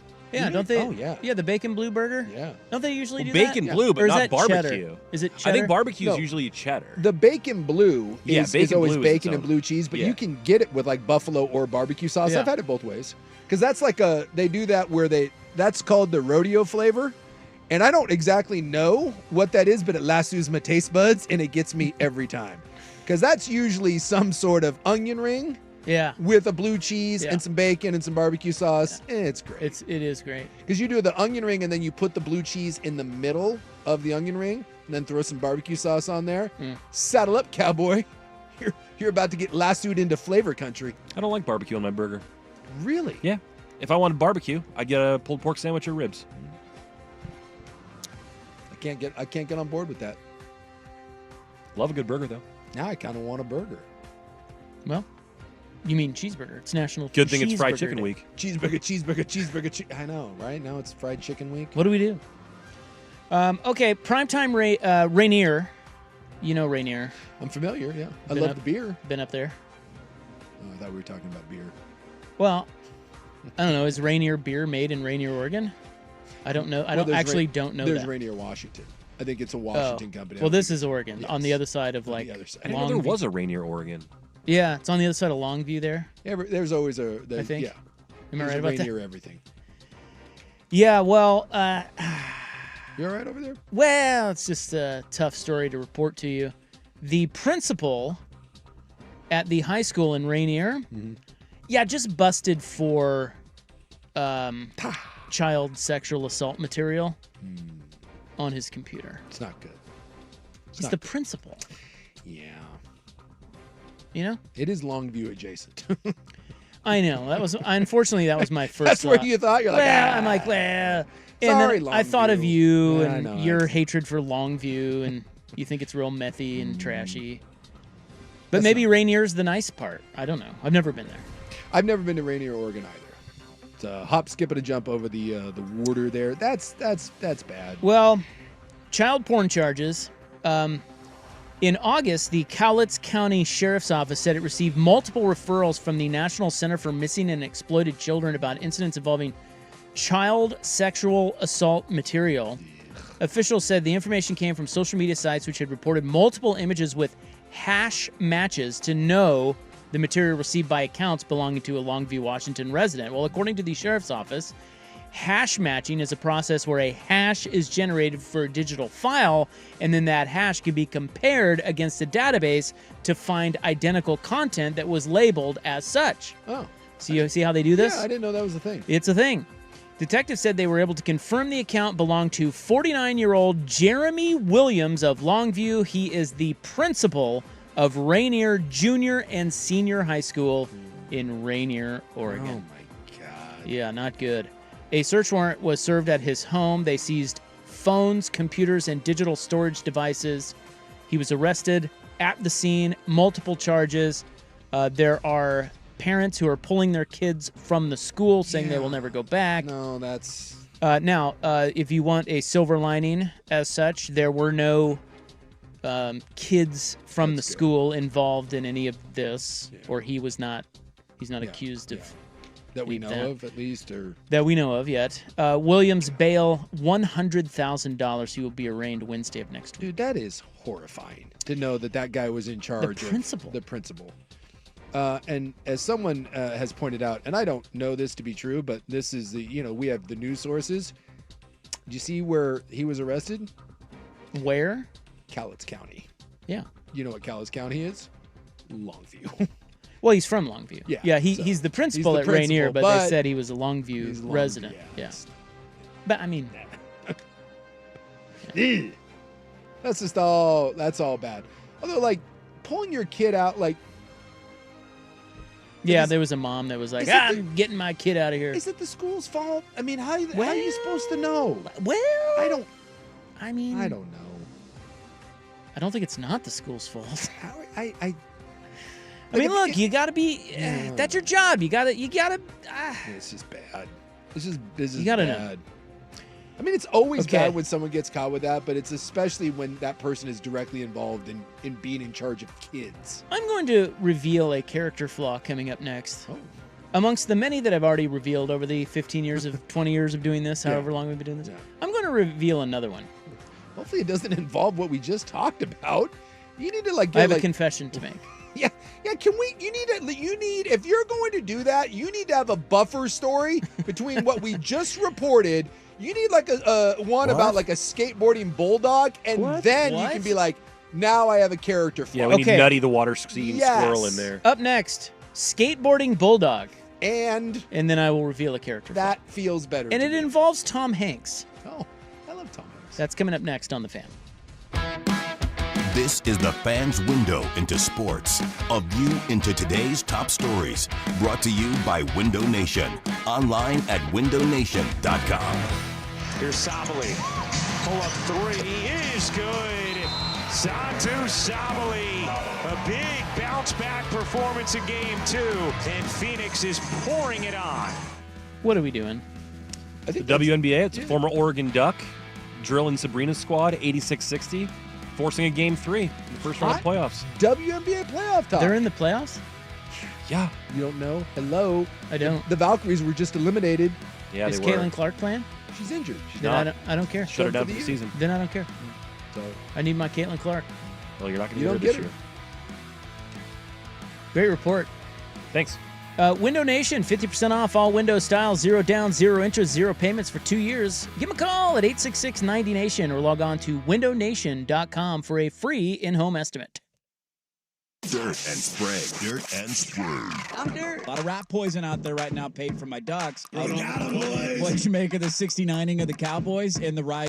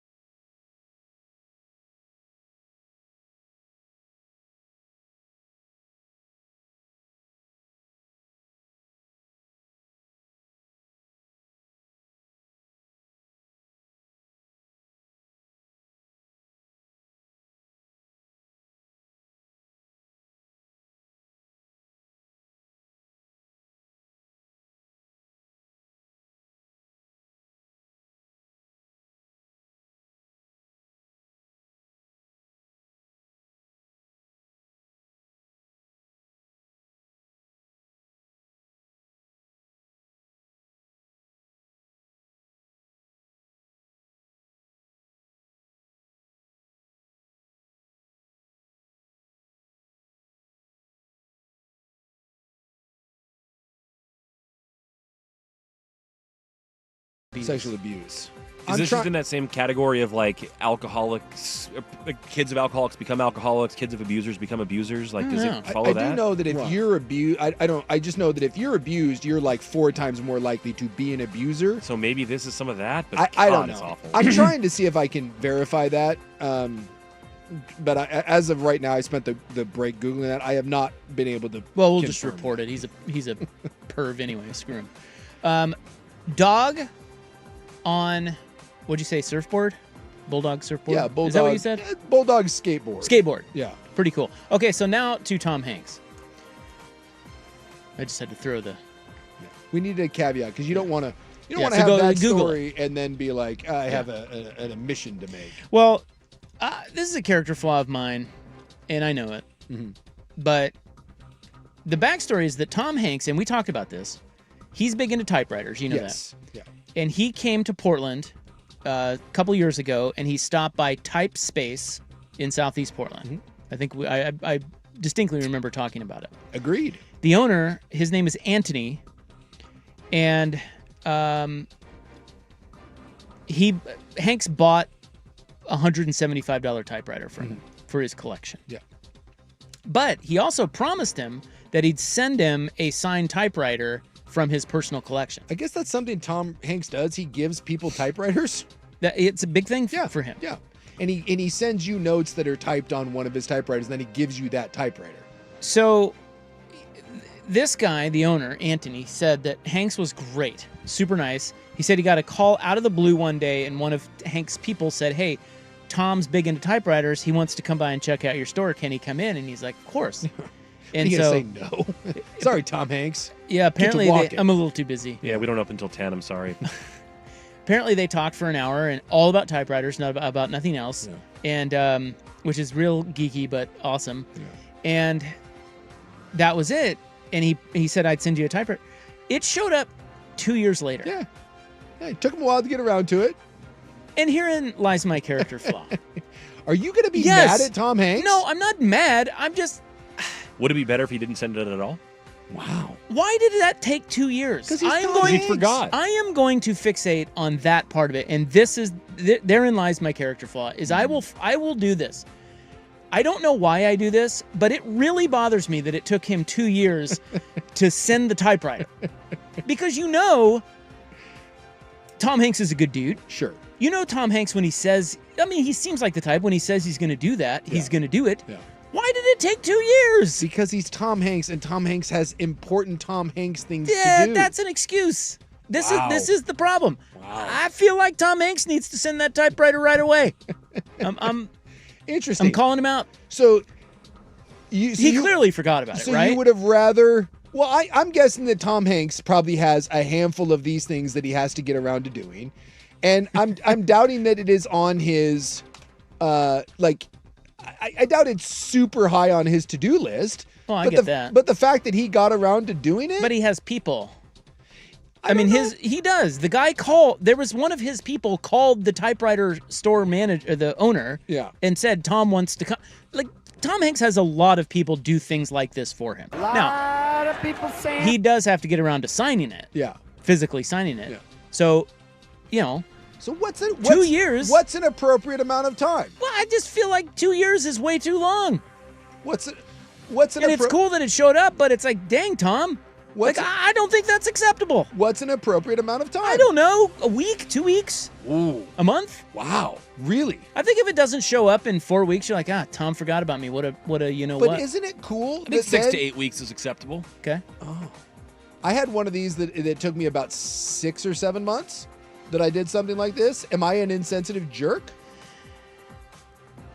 I guess the root of my issue comes from really not understanding how something so simple can't get done right away, particularly when he's got a team of people doing things for him. You know what I mean? All right. Like, I just don't. It just doesn't compute to me. Follow me on this then, because this is a true life story involving yours personally. Okay. Was in Belize many moon ago, and went to this little completely off the beaten. It was on this thing called Secret Beach, like one of the most remote beaches I've ever been to. And there was this little kind of, I think it was called the Bar Over the Water. And when I got there, there was a Denver Bronco flag and a Denver Bronco helmet up in this little beach bar. And I was like, that's kind of cool. Sucker. And my daughter, who is very proud at the time, she was little, she mentioned to the bartender, she said, my daddy played for the Broncos. And the guy was like, oh my God. And I said, no, I didn't. I was like, I said, I stood on the sidelines. I'm like, I did nothing. And the guy still thought it was really cool. And he goes, can I have your autograph? And I was like, you do not want my autograph. I'm like, I am no one. No, you cannot have it. But the guy was like, he was a diehard Bronco fan. And I said, you know what I can do? I had a John Elway football that I got when I was with the Broncos. And I had never done anything with it. It was sitting in a box somewhere. And I told that guy, I said, if you give me your address here, I'm like, I will get you a John Elway signed football. And the guy was like, what? And I'm like, that is so much cooler to put over your bar than anything I'm going to sign for you. So the guy, I was like, here's my email, because the guy didn't have a business card or whatever. It was the world's crappiest like outdoor beach bar. But I said, here's my email. Please send it to me. If you give me your stuff, I will make sure it gets to you. And I want to say he probably emailed me a week or two later, and it probably took me about 6 months to get around. Dug through my garage, found the ball. I paid for it. I shipped it down there, and he took a photo of that ball sitting up on his thing. You couldn't just had one of your people do that? I don't have people. Have your daughter do it. Yeah, I don't understand. 6 to 7 months. I do not understand. It really does not compute to me why that took so long. Really? Yes, because when I have things like that, or just tasks like that are pretty menial, but I just check them off. Like I'm after them. Let's get them done. And that's the disconnect, is like, I really don't understand how, like, don't you think about that and go, oh, I need to do that? Yeah. So then why don't you do it? I did. It was a problem for future me. Yeah, so that just is so foreign to me. I knew I was going to do it. It just... Okay, I had to go why don't you just do it? Because I had to then go you out, get it off your plate. Because I had to go out to the garage. I had to find the damn thing, and then I inflated the stupid ball, and then it was a thing. I don't know. I just... I didn't really want to do it, but I said I was going to do it, so I knew it, and I got around to it. And so does that guy think I'm an ass? I mean, I think he was probably cursing you for several months. Huh. And then when it showed up, he's like, oh, okay, I guess he's all right. Do you think he thought I was like lying, that I was like full of crap? I'm guessing that did cross his mind after it didn't show up, yeah. Huh. Yeah, of course. Yeah, I probably thought that guy was just being nice in the moment, and that ball's never coming. Right. Huh. Or I think Suit's probably thought I right. was He lying. probably thought you were just full of crap. That I did, yeah. Oh, well. But then it showed up. I've never thought that guy ever was anything but like, this is awesome. But now you've thrown me for a loop. He still thought it was awesome. I was just being too petty. Well, again, I told you this is a character. I get that I am in the minority here, but it is a real disconnect for me. I don't understand, even though you're Tom Hanks, why you can't send the typewriter within the first month. I guess in my mind, when it takes my dumbass 6 months, I think it's amazing that it only took Tom Hanks 2 years, because I don't have anything to do. The text line pointing out that, of course, Rob has the time to do all this stuff. He only works 4 hours a day, unlike some people. Well, I mean, listen, I get it if you're busy. Busy is a thing. I hate that as an excuse, because everybody's busy. Everybody's got things. They fill up their time with things. Yeah. Okay? So don't tell me you're busy.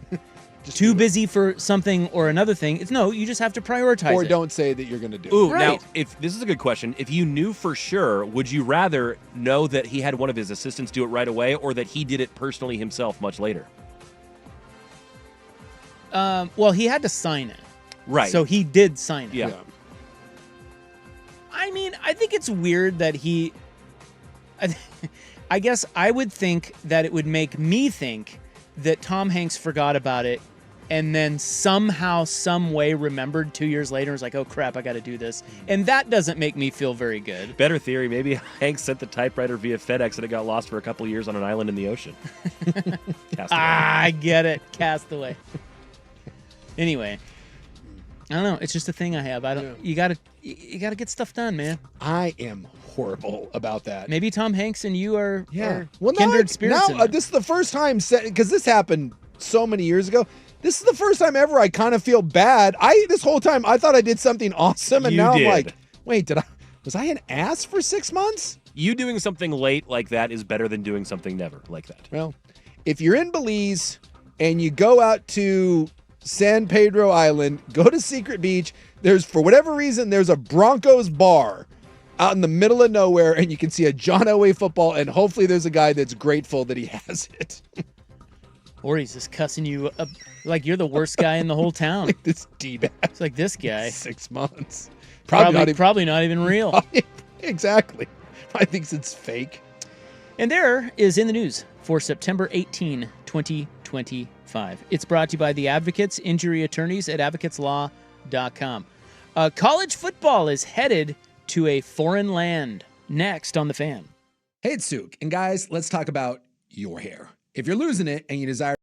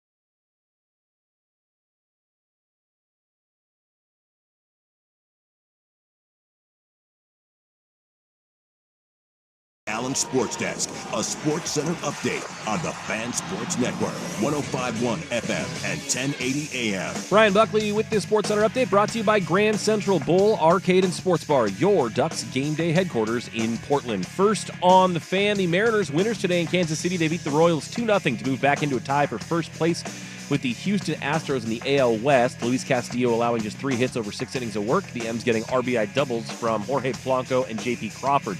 The Astros idle today and will open a 3-game set against the Mariners in Houston starting on Friday. Meanwhile, in the National League, Dodgers starter Clayton Kershaw announced today that he will retire at the end of the season. That means Friday will be his final regular season start at Dodger Stadium against the rival Giants.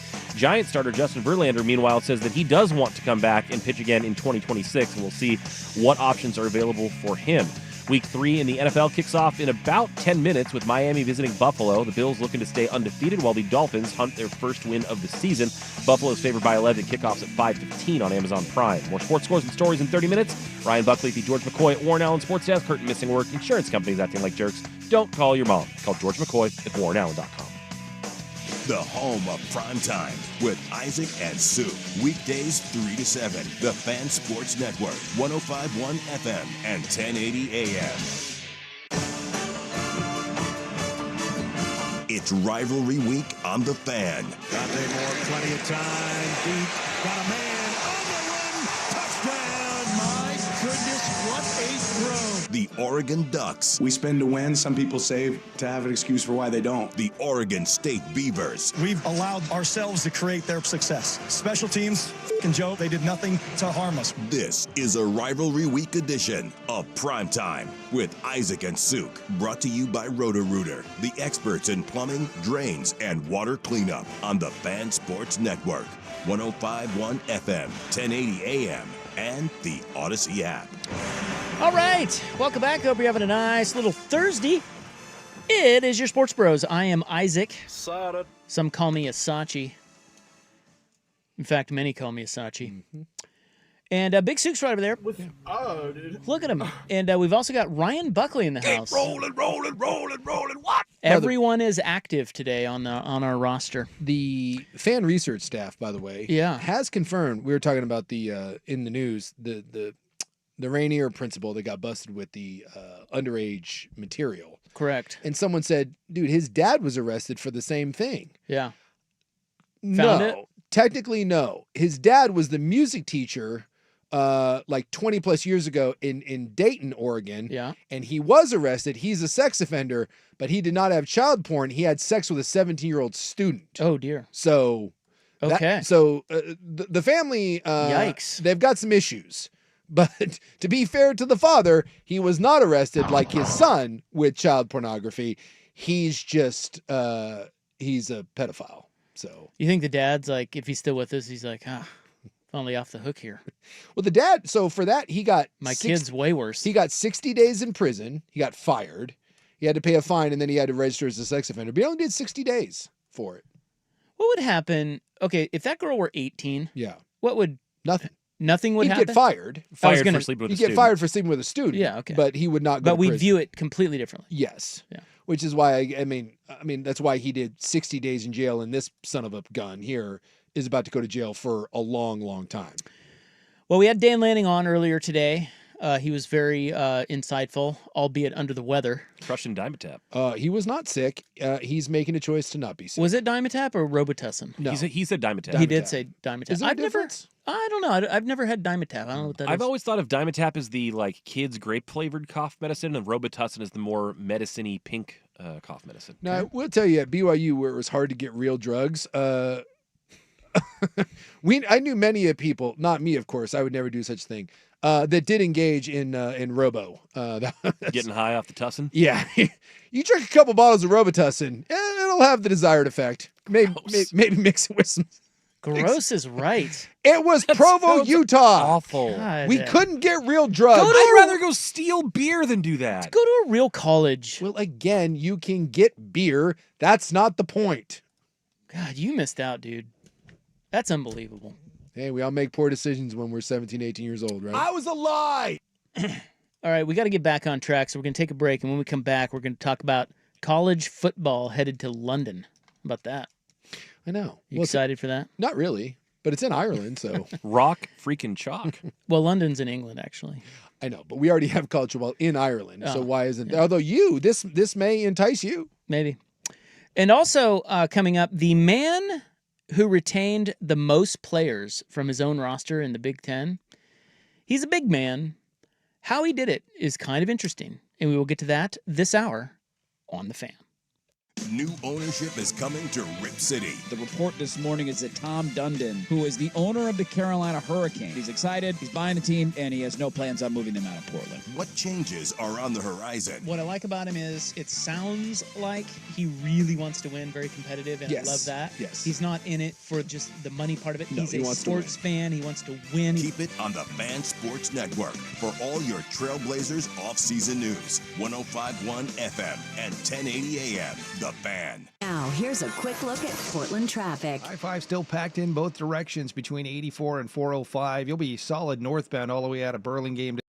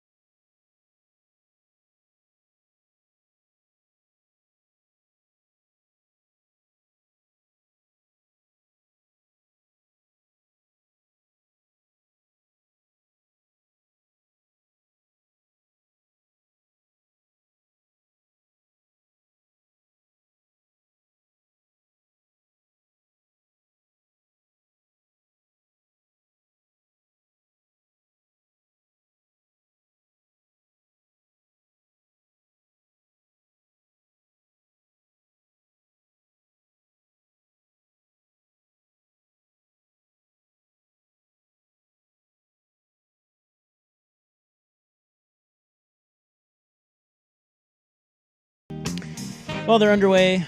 Thursday Night Football.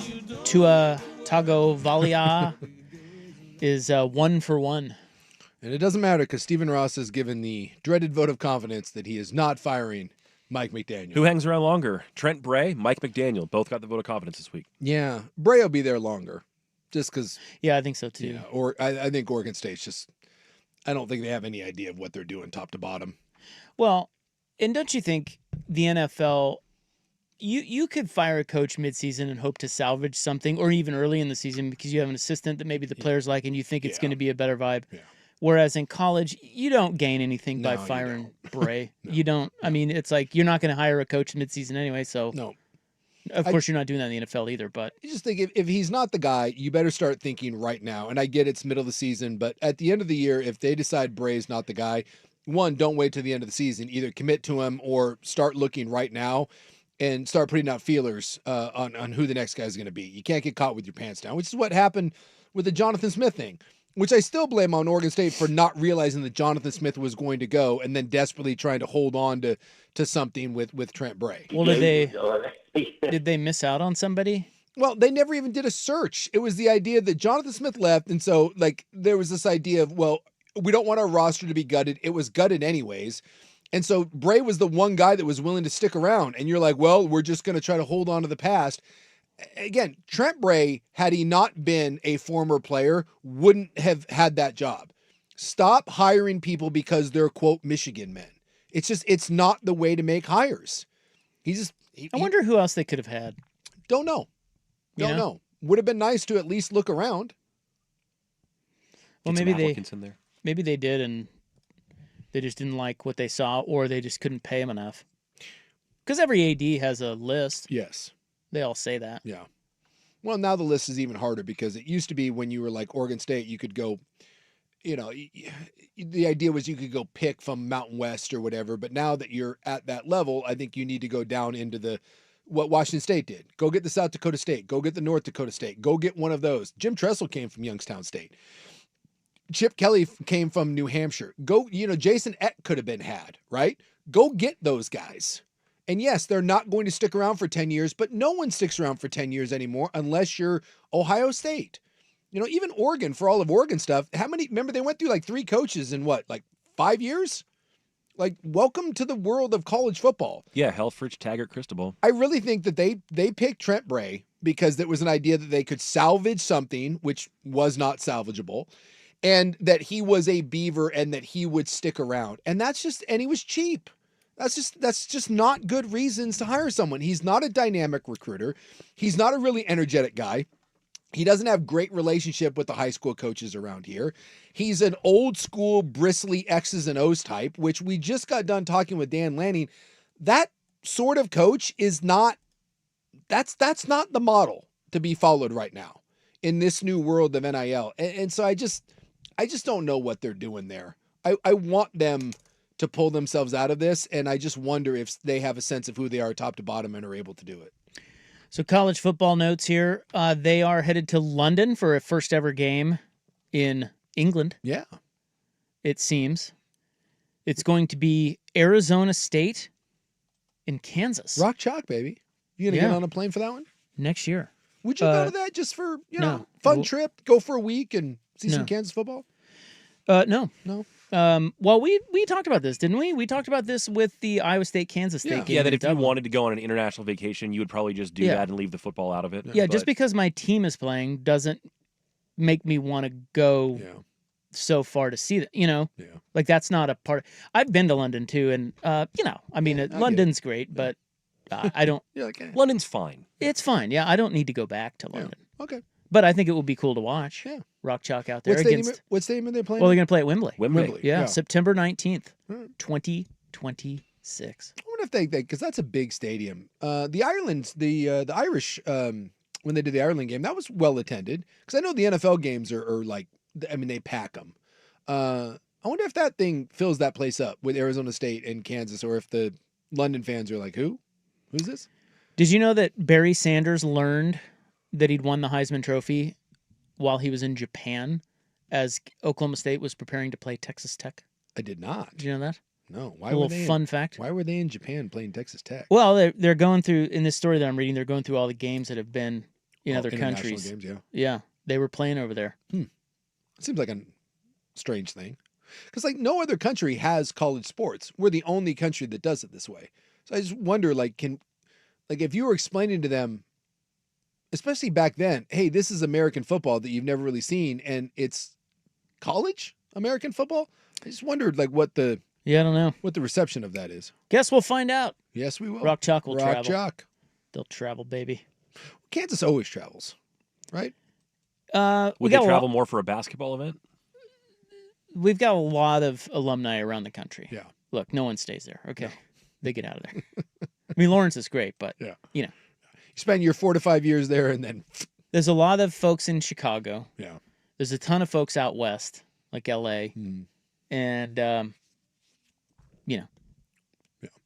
I would say whenever I wear my Royals hat, no matter where I wear it, someone gives me, "Are you from the Midwest?" And there's always a Kansas element to it. Well, yeah. They love the Rock Chalk. We're kings, man. Yeah. Kings. Well, now you get a chance to be the queen. Well, I guess there's no more queen. It is a king out there. King Charles. That's right. I still think of it being the queen is very dead. Yeah, I still think of it being the queen, but no, it's the king. So the man who retained the most players from his own roster in the Big Ten, you know who that is? 16 players. You said big man, so I'm thinking Bielema. Yep, Brett Bielema. Yeah. Yeah, I gave it away. He's a fat The butt. biggest of men. Hey, they're top 10 right now. Well, yeah, they have a huge game this week. They're playing Indiana. Yep. Your boy Signetti. It's the first time in the history of that series that both teams have been ranked. I buy that. That doesn't surprise me in any shape or form. Isn't that crazy? Because Indiana's been almost ranked never. Yes. Ever, And yes. once in a blue moon, Illinois will, like, remember they had, like, Juice Williams? Yes, they played USC in the Rose Bowl. Yeah, they played USC, like, once in a while. And they had, like, back in the day, like, Dick Butkus. But when's the last time Indiana was anything? Last year. Yeah, that was it, right? I mean, they had Michael Penix. Penix, yeah. And they had another dynamic quarterback but before that. They still weren't good with him. Names drawing a blank. Yeah, Indiana just is not. And by the way, I'm still not convinced that Indiana's any good. No offense, but Old Dominion, Kennesaw State, and Indiana State. Yeah, I kind of hope Illinois bitch slaps them. They haven't played anybody, but Illinois.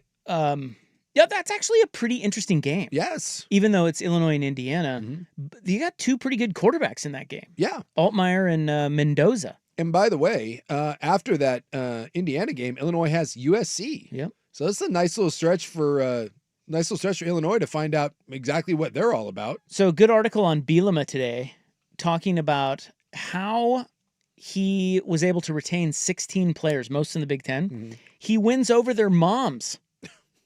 That's his bit. Can I say that makes me feel a little uncomfortable when big sweaty Brett Bielema's like, "I went over your mom." He makes him feel. Get him one of those Milwaukee butter hugs. He makes him feel good. No, the mom is. He says, "Well, yes." He says, "Wasn't that Bobby Bowden's thing too? Winning over the moms and the grandparents." He says, "If you have a kid that's all about money, there's nothing you can do. Yeah, okay. You can try to compete for him with money, or that's it. Yeah. And those kids, everybody knows who those kids are. But if you have a kid whose mom is heavily involved and it's more than money," he said, "this is where I shine." He's like, "This is my secret sauce." So he maintains contact with all the moms year round. They interviewed a couple of the mommies in here, and they say he texts them regularly. He keeps them up to date on how their kids are doing. Like one example was one of the kids had a great practice or made a great play in practice, and he texted his mom about it. And they say that he always answers their messages, even on game day. Like one of them had a ticket problem. She texted him. He's like, "I got you. Don't even worry about it." He even held a special practice for the moms. So he got the moms' uniforms and everything, and they line up alongside their kid, and they ran, blocked, tackled, and they put the highlights on social media. He said they loved it. The moms absolutely loved it because they feel like they're a part of, they're included. Yeah. Because I would imagine if you're a mom, you feel left out a lot. Yeah, I think your kid's gone playing football. You're not a part of that. Yeah. Whereas Bielema's thing is, dude, let's bring the moms in. He's letting the family continue to be part of the journey. And they all say that it feels like a big family there. And that is why he was it. They're actually they highlighted 2 key players that because Illinois has some pretty good players. Yeah. They're a good team. Yeah. He kept 2 key guys out of the portal thinks, for this reason. Huh. And the mom even said it. Well, that's an interesting, good for Bielema, by the way, for realizing who you are, where you're at, and that you have to think outside of the box a little bit. Yeah, that's great. Yeah. And this, again, going back to we were talking with Lanning, it's kind of becoming a young man's game. You have to be willing to be a little more engaging. The my way or the highway thing just isn't working anymore. And what did he say? It used to be, Lanning said something to the effect of, it used to be that we asked players to adapt to the coaches, and now it's the other way around. Coaches have to adapt to players. And good on Brett Bielema, his big old sweaty butt, for realizing that you can't bully and threaten kids into staying anymore. I got to say, it seems as though Brett Bielema is a pretty good dude. Yeah. As football coaches go. Yes. Seems like he's a pretty good dude. Yeah. I had not heard that. I hadn't seen any of that. That Well, kind of there you go. You're makes welcome. me like Illinois a little bit more. Yeah. Makes me want to root for him. Yeah. And I will definitely be rooting for them on Saturday because I'm going to bet on them. Do you know what the spread on that game is? I'm assuming it's up to 6.5. Is it really? Indiana's favored by 6, and I get it. Their offense, But is it really opened good. at like 3. The steam is coming on Indiana. I don't see it. I see a barn burner. I'm going to take the points. I just am not sold on Indiana. I think good little ball I think game. Indiana's a paper tiger. I thought they were last year too. Well, you could probably say the same They thing might about, be, but I really like Mendoza. I think he's a yeah, gamer. he's good. And his brother's there. Did you see that? There's a kid who caught a touchdown from both brothers. Really? Yeah. Yeah, both In the Mendoza same brothers game. play there now. Oh, that's kind of fun. Yeah, his brother's the backup. And I want to say it was like the first time in college football history last week that brothers had thrown multiple touchdown passes in the same game. The good Mendoza came over from Cal. Yeah. Was the other Mendoza already at Illinois, or did he come with his brother? I don't know if he was already there, if he's young enough that he got recruited to Indiana directly, or it was a package deal. I'm not sure. Someone saying Brett Bielema looks like a henchman from a 90s Disney movie. I could see that. Sure. Like if they made a Mighty Ducks but football version He of could it. be the evil coach. Yeah, Brett Bielema could be the coach of the Iceland team. I could 100% see that. Well, Brett Bielema has gained a lot of weight. The lifestyle has been a little rough on Brett. Yeah, it's like shocking. Well, he was always a big guy because I think he was either a lineman, linebacker or a lineman because he played, and I think he's let himself go a little bit. It happens. Well, they said this year he's lost 75 pounds. Oh, that's good. I was going to say, I think he looks better this year than he has, Yeah. and so I didn't know that number, but that adds up. Yeah, they said he's lost 75 pounds, but you kind of can't. Well, I just Googled him, and just looking at him at Arkansas versus right now, Yeah. he does look slimmer. There was a skinny Brett Bielema back in the day. And he wears that smock. He wears He wears a tent. It's bad. Yeah, well, he looks like Fester Adams. He's like that, like some sort of weird death robe thing, and it doesn't help with the look. But he's slimmed down a little bit. Good for him. Maybe he's on some of that Ozempic, or he's taking his health a little more seriously. That is a very stressful. And you don't sleep a lot, No. which contributes to weight gain. And you're sitting at your office, and I'm sure you're eating cheeseburgers. Eating some cheeseburger. It says he walked on as a defensive lineman at Iowa. That all tracks. He played at Iowa? Yeah, I remember he was he played somewhere in college. Nose guard. Well, you're saying Indiana's a paper tiger. I mean, could you say the same about Illinois? Do they need to get? Maybe. I mean, they need to. Illinois is good, but they need to prove something. I think Altmaier needs to prove something. Everyone I likes would- him, but At least they played Duke. At least it's something. Duke and Western Well, Michigan so as opposed far. to Indiana. I just mean, like, at the end of the year, if Illinois, let's say Illinois has 10 wins. Yeah. I mean, it's like Indiana of last year. Yes. It's like you lose to all the really good teams you play, but then you can, you can beat the Purdue's of the world. And that's what I don't like. I don't like if you set up your schedule and the way it works out is you play one or two good teams in your conference, you lose both of those games, and you beat a bunch of slappies, and then we're like, oh, playoffs, here we come. I don't like it. I think you should be required. I would love to be in charge of the scheduling czar and make. If you want to be a playoff team, you should be required to play at least one real game in your preseason. So their schedule is at Indiana, then they host USC. Yeah. And then they play Purdue, but then they also have Ohio State. And Washington back to back, if I'm not mistaken. They do. Ohio State's at home. Washington's up in Seattle. And they also play at Wisconsin. Yeah. So they'll learn it. Yeah. They'll learn it. And Indiana has Oregon. Yeah, they have to come to Autzen. I think there's one in between Illinois in Oregon, but I think Iowa. Okay, and then they're at Oregon. That's a little bit of a grinder. Yeah. Yeah, so they have to Illinois, play Iowa, Oregon. Yeah. They have to play Illinois at home, then they go to Iowa, then they have a bye, and then they're at Oregon. They also play at Penn State later in the year. Okay.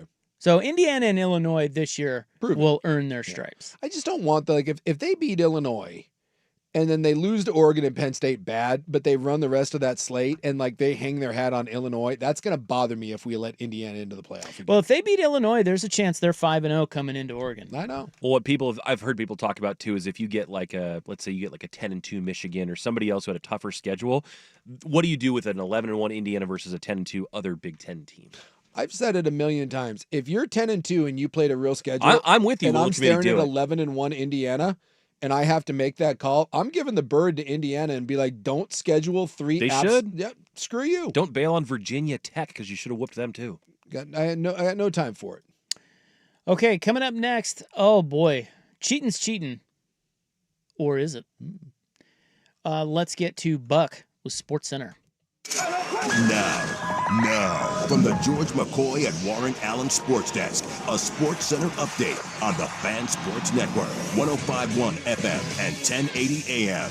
Ryan Buckley with this Sports Center update. First on the Fan, the Mariners winners again today in Kansas City. They beat the Royals 2-0 to move back into a tie for first place with the Astros. Luis Castillo allowing just 3 hits over 6 innings of work. The M's getting RBI doubles from Jorge Polanco and J.P. Crawford.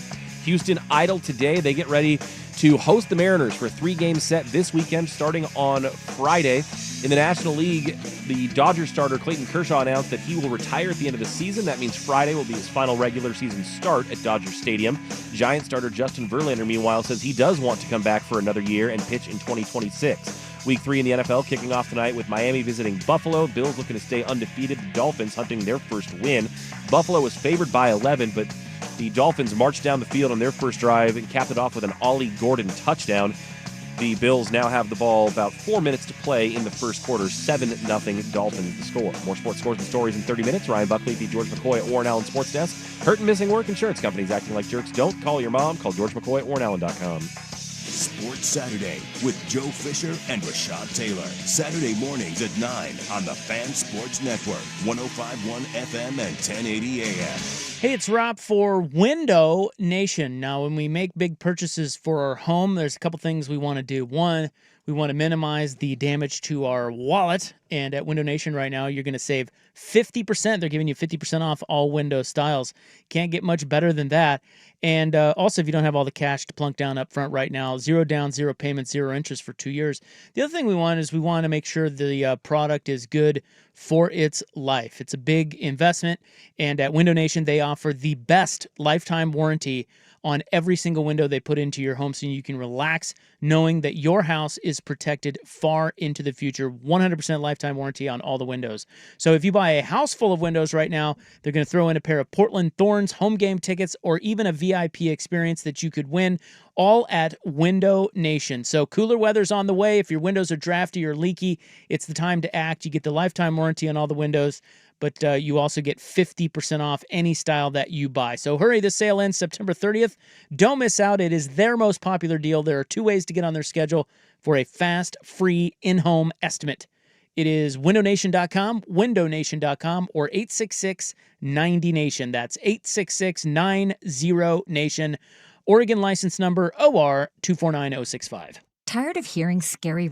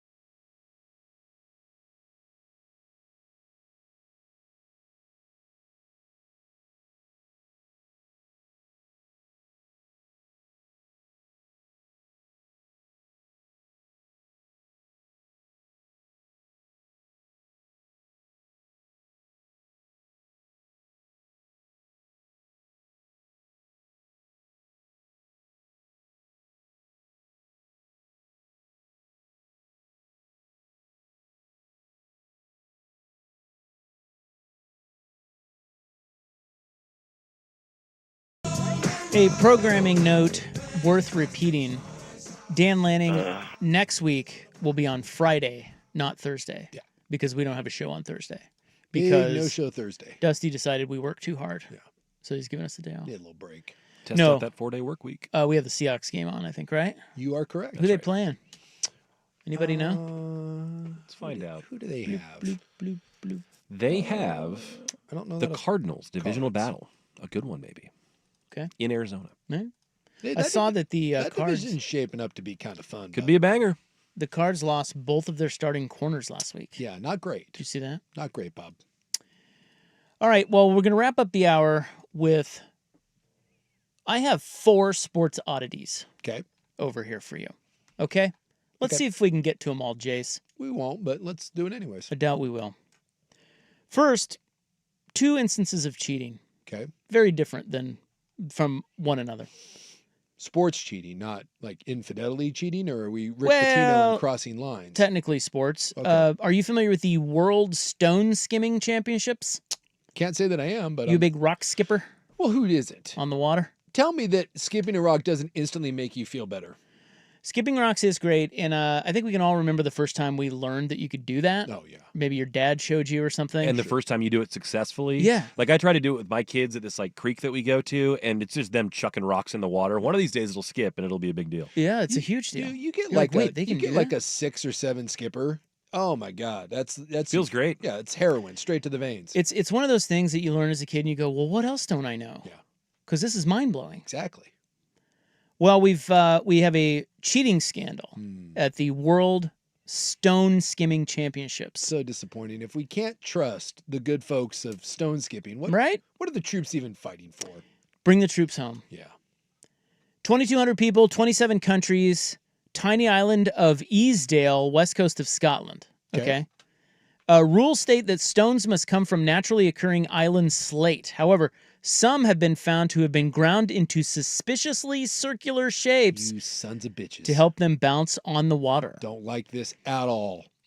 Each competitor is allowed 3 skims, and stones must bounce at least twice on the water before sinking.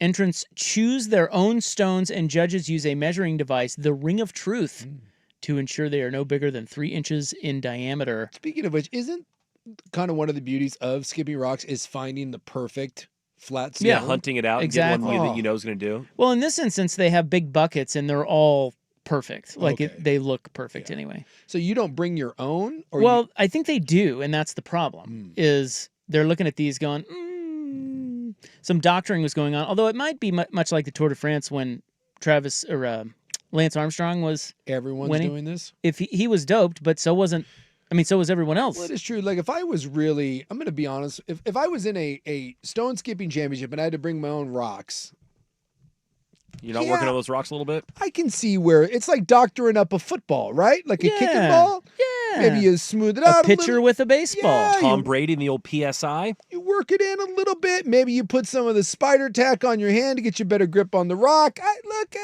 I'm all right. I'm all right with that. Well, I think that's exactly how they viewed it. Yeah. Is the tossmaster said there was a little bit of stone doctoring. They had shaped it so that it was perfectly circular and fitted our 3-inch measurer. Yeah. And it's a piece of metal. I don't think we can blame it too much. The problem was we didn't just notice any at the time that they were suspiciously circular, so they kind of let it. They were like, It's like when you had All's fair. when you remember you did like the Pinewood Derby when you were a kid. Oh, I love the Pinewood Derby. And there was always that one bastard kid whose dad was like an engineer. And like he came in with like the greatest car and there was like drilled weights in the front. And you're like, dude, what are you doing? Well, that'd be illegal though. You couldn't do that. I know, and yet they did anyways. It was the graphite, right? Yes. Wasn't that the graphite the key? in the wheels? Yeah. That was the key. Yeah. But you could, I remember you could put the weight kind of wherever you wanted on the car. Now, it had to meet a certain weight requirement, but where you put it affected how fast it went. I just know that there were dads there that were bending rules. It was supposed to be your kid building it, and you look at that car that won, you're like... They give you a block of wood. Yes. No kid's building that. No, and so like I'd see this thing and you're like, really? And my dad would try to help me, but essentially it was like I had the kid that I showed up being like, hey, I built my car, and everyone's like, you did? My dad was like the least handy guy in the world, and so me and him would go over to our neighbor's house and we'd get onto his like sawhorse and start tinkering around, and that dude built me some winners. Yeah, see? Yeah, my dad built me some winners too. But again, the graphite was his key. Yeah. Graphite was the key. But you didn't do it. It's like that. We're just, I helped. we looked you helped. I did. You put the little decal What stickers on exactly there. did you do to help? I don't remember, but Buck's right. It's like you give a little kid You're like fourth a grade. block and of it's wood. A block He doesn't of wood. know how to use a saw. Like, what do you want him to He do? shouldn't even be using an electric saw. Cut his little fingers off. Well, you know what? I appreciate my father then, because Big Bob Brown was kind of like, hey, this is your deal. Like I was like, He didn't want to deal with that. I was out there like building my own car. Now I never won anything, but at least it's like, hey, this is how you do it, and good luck. I appreciate that. Primetime Troon Country Club, Scottsdale, Arizona. Yeah. This is the riches. The U.S. Mid Amateur Championship. I have no idea what that means. Well, I mean, mid-am means like just mid-level amateurs. Okay, so because they can't often compete against the top amateurs. Okay. So they have, it's almost like. Is it like double A kind of? Yeah, If kinda. the amateurs are triple A, it's like Yeah. a lower version of that? They do a mid-am because there are a lot of really good amateurs that some guys like me, for example, are not going to be able to compete against in a tournament. So they always do mid-ams, and you have to have a certain handicap. But it's also, I think they allow higher handicaps can play. Sure. You know, a little something for everyone. Got to be inclusive, Jace. Yeah.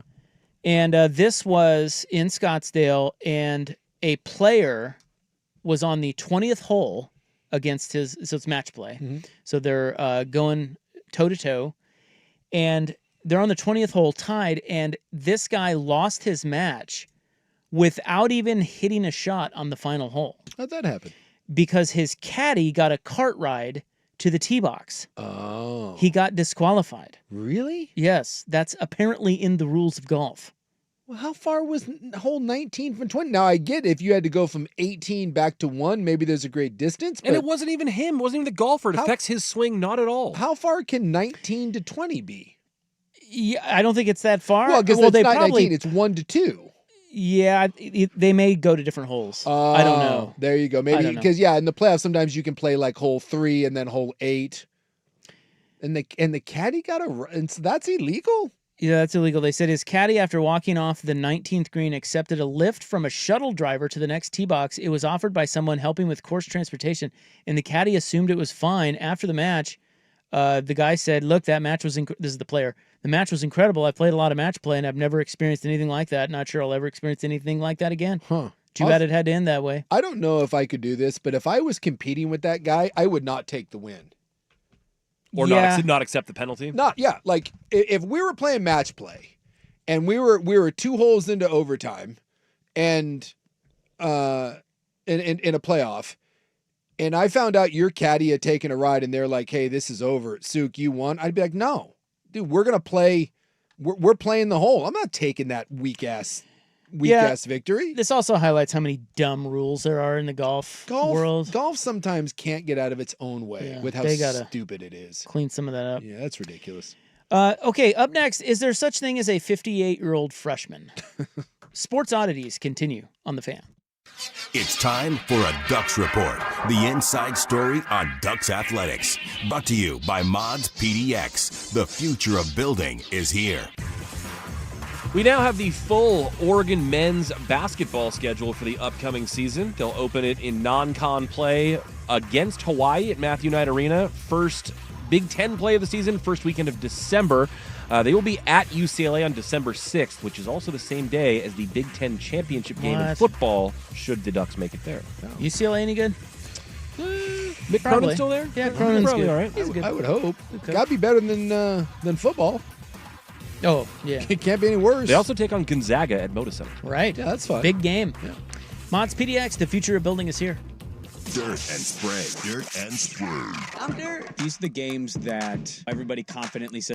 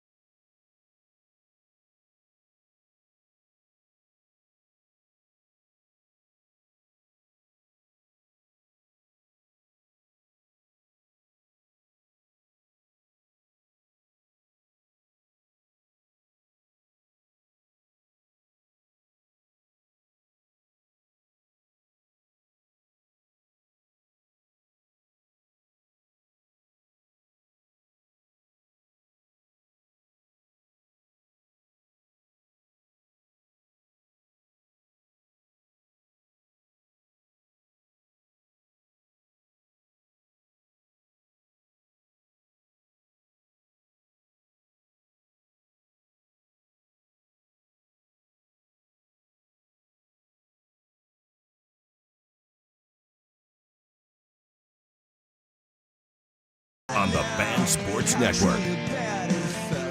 Coming up in the club, we got to give some love to the scuba diver scoundrel that's been in the headlines.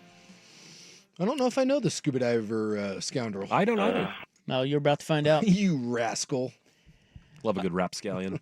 This is the end of our sports oddity segment. I have two more for you.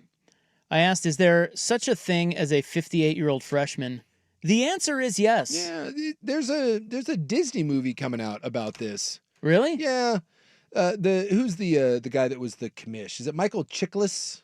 That dude, old bald guy. Sure. Yeah, it's the true story. You see these every now and then where some dude like goes to prison or like The Rookie with he's like all of a sudden you're like 55 and then you go to like an NAIA school and you're like I want to play football and then whatever. Yeah, so this guy's name is Tom Sillo, and he in the 1980s he quit high school football and he went to do drugs. Oh, there you go. I love that the story just says that he quit to do drugs. Like, not quit to go to school or whatever. No, just quit to do drugs. Look, kind of a dropout. Takes a lot of time. He then worked for the city Streets and Parks Department for 33 years. And now he is fulfilling his dream of being a college football player. He plays as a freshman at the age of 58 defensive line for Division III Lycoming College. Sure. Is that real? Northern Central Pennsylvania, apparently. Yes.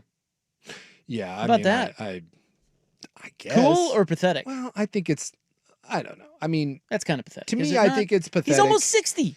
LSU has a 66-year-old tuba player in their marching band. Yeah. Well, that's Look, fine. At Tuba? 58, if you got something to prove, whatever, more power to you. Do I think it's cool and that like it should be celebrated? No, I don't. You're 58 for God's sakes. Yeah, like if I saw an interview with him, which I haven't, yeah, I'd be like, oh, that's kind of sad. Yeah. You know? Yeah. And again, I don't know because some people are like, man, do you miss playing? No, God, no. You telling me you wouldn't sign up to play? No, I wouldn't. I have no desire, and I'm 47, not 57. I can't wait to get Suk in that alumni game. But you played. I know, so that's why Tom did not. Well, he did drugs. You know what? If this makes Tom happy, then right, whatever, dude.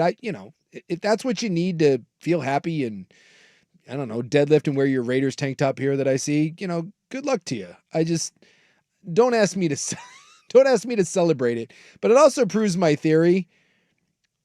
If you want to play football, there is a college football team somewhere that will let you play football. And I'm guessing that the bottom of the barrel is, what was the name of this place? I don't know. I think it's called Lycoming College. Yes. L-Y Coming. Yeah, Lycoming College. Again. I don't know if I'm pronouncing that right. But L-Y Coming. So, yeah, I'll go with Lycoming College. I'm coming hard. Is it an accomplishment that they will live? They're like, you're a warm body and you're willing to pay the tuition. Come play. I think they want the pub. Yeah, that too. Social media, Yeah.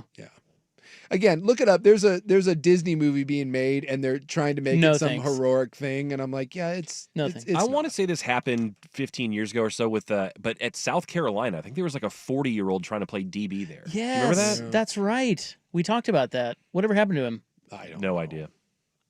I'm looking here at their official website, though. I'm going to try to see if I can get let's see if I can get a breakdown on the football team here. And here is your final sports oddity of the day, okay? Yeah. I read this and thought it was interesting. Okay. And it is that, how do I present this to you? Good question. There is a guy for the Rays of baseball that got called up. Okay. And I think I might have seen this. Did you see this? Yeah. His name's Bob. His name's Bob Seymour. Okay. Is this the guy that went through each level? No. Okay. So his name's Bob Seymour, and so he doesn't go by Bobby. You can't include Robert, Roberto, Bobby. Okay. Okay. Just the name Bob. He is the first Bob in Major League Baseball in 15 years. What? Oh, Yes. just like via Bob. official name? Yeah. There's never been another, for 15 years, hasn't been a Bob? Correct. Huh. That blew my mind. Yeah. Bob back in the 20s and 30s, Bob was like the number one name in America. But Robert doesn't count. No, Robert no Robert, Rob no doesn't count, Bobby, no Bobby Witt. Bob. So this kid, Bob Seymour, they called him up from the minors. First Bob since, who was it? Bob Howry. Huh. Or is it Lowry? Bob Howry. Yeah. Do you remember him? Howry. 15 years ago? I'm blown away. Although, to be fair, so my dad was a Bob, but he was Robert. I don't know many Bobs. Almost every Bob I know is a Robert. Well, and the other thing is of all the Roberts now almost none of them are going by Bob. They're going by Rob, Robbie, or just Robert. Yeah, fewer Bobs. So how many people noticed that after the retirement of the great Bob Howry of the Cubs in 2010, there was no other Bob until yesterday? Or nobody. People got their fix with Bob Brenly on those D-backs podcast. So you had Bob Gibson back in the day. You had Bob Feller. You had Bob Lemon. And I just assumed that those were all Roberts. I know. But, they might be. No, it's I just think they are go all by Roberts. Bob. You know how when you give your official media guide stuff? Like this happened with, I'm sure there haven't been many other of these, but the Mets relief pitcher this year, Richard Lovelady, who came up and he said officially, I am Dickie Lovelady. Yeah, he goes with Dickie Lovelady, which is a great name. There can't be many Dickies before him that showed up in the Major League Baseball. Yeah. Historically, Robert was the most popular name in America for newborn boys from 1924 until 1939. Even more impressive, from 1900 until 1990, it never dropped out of the top 10. Very popular name, very common name. Interesting. Last year, Robert was number 90 among names for newborn American males. Yeah, no one's going with that. No one's going with Bob. And you know what? That's a sad. We need more Bobs. We need more Eds. We need more Als. Top 3 names? It'll be like Maddox and Noah. Liam. Ooh, Noah. Oh, what'd you say? Liam? Yeah, Liam's been at the top for a couple of years. Liam is number 1. Yeah. Of course, Buckley knows this because he just had to name kids. Yeah. Liam 1, Noah 2, Oliver, Little Ole 3. Maybe some Logans. We need some more. We need some more Al, Frank. I need some more. I need a good Frank in my life. Al's good. Yeah, Al's a solid one. Is that short for Alfred? Albert. Yeah. But like Robert may be like Robert's one of those weird names that no one goes by Robert. Same thing with like Jimmy. Everyone's if you go with James, then you can go by like a million different things. James goes to Jim and Jimmy, which is strange. Robert goes to Bob. Richard to Dick is the weirdest one of all time. I'm Jason, so all of a sudden I can go from Jason to like Steve? Jason, but you can call me Steve. It's a weird thing. Isaac doesn't turn into anything. Not really. But somehow some of those names, like why is Richard Dick and Robert Bob? Yeah, the Richard Dick one I don't get. Bob is short for like Rob Bob, Yeah, but it's I can see but it's really Robert. It should be Bert, not Bob. Yeah. You could go by Bert, but no one goes by Bert. You go by Bob. Or Rob, which also makes sense. Yeah. Yes. Also, I don't know. That's Isaac, good. is your dad's name, is he born Jack? Because Jack is short for John, which doesn't make a lot of sense. Oh, no, he's Jack. He's just born Jack? Yeah. Okay. Yeah. Yeah, that's true, too. A lot of people named Jack are John. Yeah. Which they're Stupid both America. 4 letters with the 1 syllable. Why would you? Because my son carries a James, Iserman James, and when he went by James, he never went by anything other than James. Never called him Jimmy or Jim. It was just James. Well, I'm going to get on it. I'll start tonight with my wife. We're going to make some boys. Yeah. And I will name them Bert, Bob, and Al. Get on that, please. Al Ropp will be a radio host on The Fan in 25 years. And I would listen to Al Ropp's program. By the way, I kind of want to Rob Ropp. Ooh, that's fun. I did some digging into this Lycum athletics where the I think it's Lycoming. Lycoming. I'm coming hard. Yeah. So did you Twice. Did you mention his size, by the way? No. So he's a defensive lineman. He's a defensive lineman. How big is he? He's 225 pounds. Whoa. So I was like, what? I would like to point out that their linebacking core, it just gives you an idea of what they're bringing to the table. These are their linebackers: 5'11", 169, 5'8", 176, 5'9", 205. Whoa, 5'9", 185. They have a D lineman that plays that's 6 foot, 187 pounds. Really? Yes. I could play D-line for him. Yes, That's you Sook's could. point. If you really wanted a career in football, just about anybody could still play. I guess I didn't know that. Yeah. Maybe I'll go play. So no offense. Dan Lanning thought I played. Did you hear that today? Yeah, back when you guys were playing. We buried the lead. He's popped like, your head over there? back when you guys were playing. Oh, You heard about the pheasant bowl. Yeah, he must have saw it. Well, you told him about your squat, right? I don't know. I don't remember. He asked you about your squat. Yeah, you're talking quick twitch, and you're like, Oh, what, yeah. what, He's what like, do you how squat? much? You're like 5? 5. He's like The 100? fact You're that like, he sure. asked you how much you squat is one of the best questions ever asked in the history. Hey, Rob, how much you squat? And What's the a answer, squat? 5. And he's like 500, and you're like, sure. No, 5. Just the outright just Yeah, he's like, back when you guys played. I'm like, yeah, that's right. You perked up so quick on that? Yeah, I looked right at like, ooh. Buckley. I was like, oh, I have I'm a baller now. player cred from Dan Lanning. So just let you All know. right. We gotta Anyone, and I mean anyone, if you want, can play. So no offense to the dude that's 58, but Well, I think that's great. yeah, it's There's a place for him. They have a Now, ti- could I play if I? yes. Well, I've been to college though. Oh, then no, you're out of eligibility. So even if I didn't play sports in college, the clock, yeah, you're yeah. yeah. The clock starts when you enroll. Yeah. So unfortunately, Should have dropped out and although done drugs. in this, do you do drugs, Robbie? Every day, sir. then You know, what's the in problem? today's world of litigious NCAA things, because you never played a sport, I'm guessing you could probably get some. Wasn't that part of the Pavia thing? Sue him? He's like, well, I Yeah. played 4 years of football, but what if it was a junior college? So that doesn't even count. Don't Bryce worry about Betcher got an extra year because he played baseball and not football. He's technically out of eligibility, but he lobbied the NCAA and said, "No, I haven't played 4 years of that. I've football." only played 4 years of baseball, not 4 years and of so football. they gave him an extra year. You could probably argue that you played no football, therefore I think you could play in Lycoming's. And by the way, it sounds like what are you 5'10" and Yeah, I'm 5'11", 200. it does appear that you would be on their defensive line. Man, I don't want to do that. And you would be bigger than most of their tight Do ends. they need a kicker? They have 2 kickers. Well, maybe I could beat him out. They're in Williamsport. Yeah, that's where he's from, Williamsport. Well, I mean, The Lycoming Warriors. you could play linebacker, although you'd be a big linebacker. I'm for either him. quarterback or kicker. I don't want to play defense. Sorry. Losers play defense. You better be a DB. They got some DBs that are like 5'6", 170. You'd actually be pretty. You know what? You would not be undersized on this team. I'd be a big DB out there. I feel like you A would be. roving safety, Rob.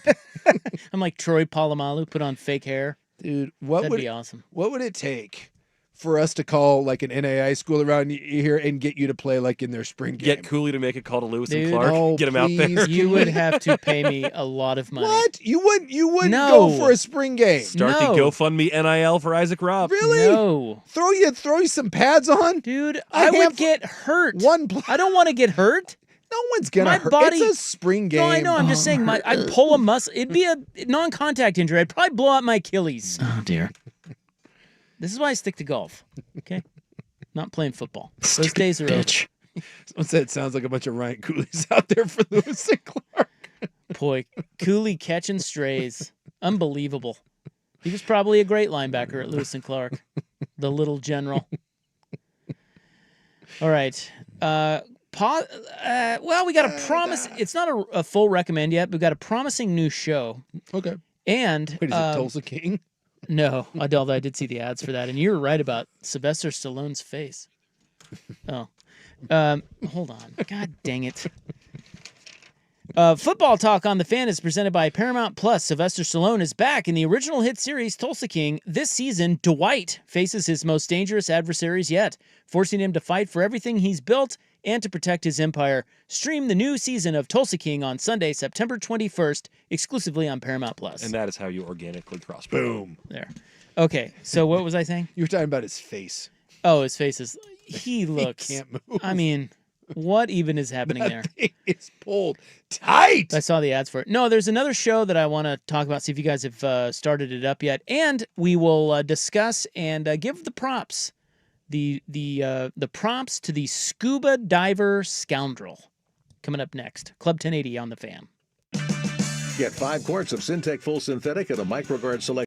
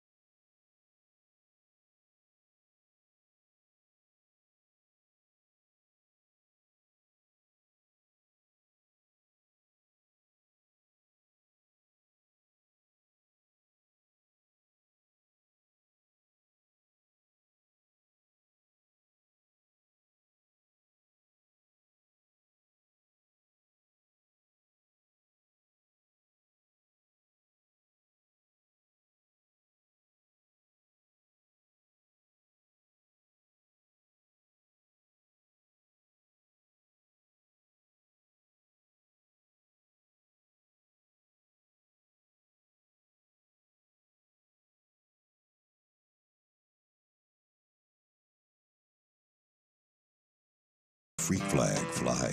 There's a new Fiesta in the making as we speak. Full kegs. Everybody's gonna be there. You ought to go. The only thing that's off limits are the words you can't say thanks to the FCC. They don't know what the they're doing. Do you understand that? We've given away too much to arrive at these political compromises. Yeah. Google me, bitch. Oh no, oh no. Well, my. Somebody said skedaddle. You know the word skedaddle? It means skedaddle. Let's get the hell out of here. It's amazing the way I don't hear any applause for that. That's a big deal. If they Thank get you a very bad much. Back, they die. If you don't have good grass, you're not in business. I know a lot about grass. Okay, we apologize. The windmills are driving the It's whales time crazy. for the club, drip, baby. drip, On 105.1 and 1080. I love the Tesla. Fan. Millions and millions of people. I'm really rich. Very successful. Very rich. So I've been in a little show rut. I have somehow. Dude, does this ever happen to you where one of your streaming services you can't log in and you don't know why? Yeah. Does that ever happen to you? Yeah, and then you have to try to reset the password. Well, no, not that. It's like I know the password. I'm pretty good about keeping all my passwords. Are you logged in too many places or something like that? I actually, so for HBO Max or Max, whatever it is, I don't know how we got it. And now we can't log into it. You don't know how you got it? Well, it's like, you know how sometimes it comes with, like, I didn't pay Like for it was it. part of a bonus package at some point or something? I didn't pay for it directly. Yeah. So I don't know how we got it, and now I can't log in. I don't know. So I'm out on Max. I'll figure it out eventually, maybe tonight. It's like, I don't know, I'm out. I'm too dumb. I don't even think about things like that. Yeah. So Apple TV is a big one, and I've been kind of in a show rut, but I love Seth Rogen, so I fired up Platonic season 2. It's a good show, it's a funny show. Okay, but it's just okay. Yeah, I mean, it's not as good as the studio or anything. No, like that. it's not, but it's fine. And last night I got onto Netflix and I fired up Black Rabbit. Have you guys started this yet? I think I've heard of it, but I've not seen any of it. I tell you what. Drama miniseries? It's with Jason Bateman and Jude Law. Okay.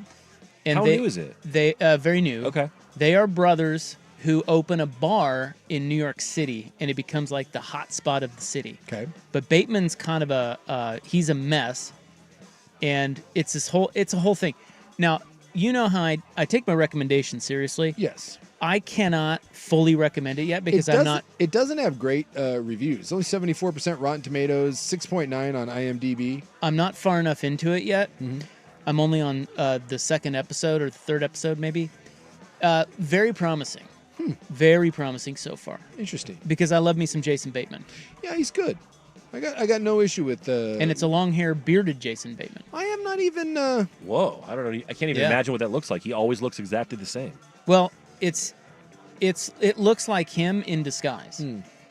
Because he kind of still looks the same, even though he has long hair. I haven't. Anyway, I haven't even heard of this. Give it a whirl. Give it a sniff. It's Bateman and who else? Who's the other brother? Jude Law. Jude Law. They're brothers. They play brothers. Interesting. Yeah, and there's some hots in there, you know. Yeah, I'm looking here through the the Rotten Tomato meter, and I will tell you that as far as new episodes or new series, they're going back 2 months. There is not a lot that is getting highly rated. Black Rabbit is the third highest rated, and it's sitting in the 60s. Black Rabbit, the show. The Wait, Black what do you Rabbit. mean? As far like as the actual episode, the series so far has a 64% total Rotten Tomatoes grade. Yeah. There's just not a lot that are like. All right. There's well, not a I'm lot of telling shows you, right now that are like buzzing. Early on, promising. Interesting. I'm in the middle of watching the Charlie Sheen. Oh yeah, thing. My wife's watching that. Boy, is that good? Would you recommend that? Because I've been avoiding that because I kind of don't care about him. Yeah, I'm in the same boat. I don't know that I find that interesting anymore. And I would say that for a large part, it's hard to feel any sympathy for him. Is it a sympathetic piece about him? Like his life and stuff? Yeah, it's Tiger blood? I heard he smoked so much crack he had sex with men. So this is. Hey, don't judge. Didn't judge. That's what I heard the fact of the documentary was, or one of them. So there was that can be easy to do. Some of the stuff, I don't know whether or not he's so far gone, you don't want to believe it, but then you're like, I think it's true because it's Charlie Sheen. Like there was one, so his family does an intervention for him, and is he sober? No? They claim, but again, I never know what to believe. But they do an intervention for him, and he goes there, but he's got a bikini contest that he is set to judge down in like Cabo with another famous person. I'm trying to remember who it was. You know, it was one of those that I was watching during dinner, so I was kind of half paying attention to it.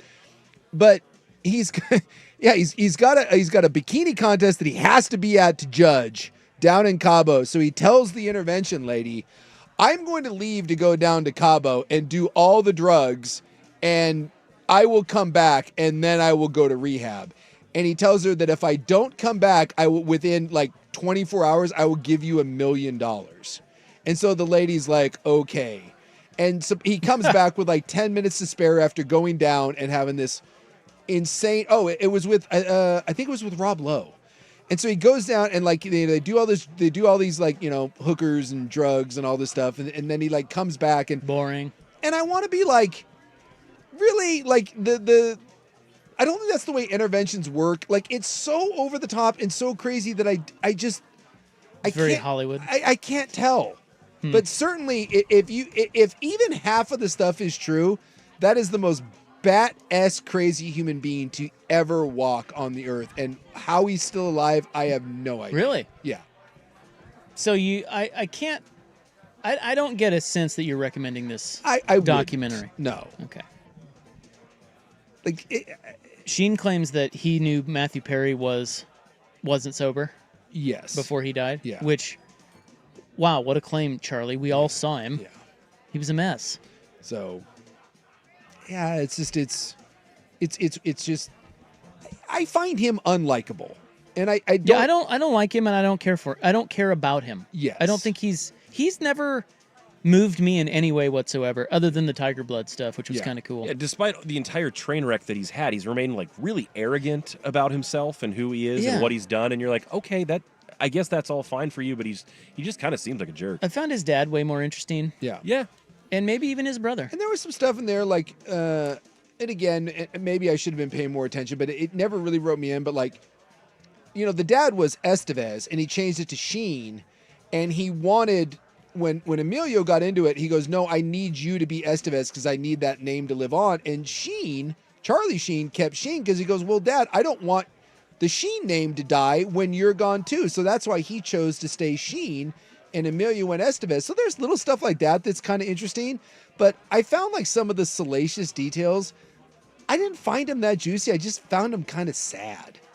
And I don't find him very likable, so I wouldn't recommend it. It was just kind of one of those that was on in the background, and it never did. I thought the Cowboys one, honestly, was more interesting. I was more interested in that. Because sometimes at dinner, I'll just turn something on in the background. And the Cowboy thing wrote me in more than the Charlie Sheen thing did. All right, well, I'm a big Jason Bateman guy. Black Rabbit so far, promising. It's on Netflix. It is. I have been looking. I was thinking about that Noah Wiley, The Pit. I was thinking about maybe giving that a whirl. I thought about giving that a whirl too. It sounds like, if you ever watched the show 24 back in the day, where everything happens in real time, it sounds like this is like that, where the entire season is one day in the ER. And he won an Emmy, was it the Emmys? I think so. Yeah, he won the Emmy for Best Actor, and it's been getting a lot of love. And that's kind of that might be the next one that I try to fire up. All right.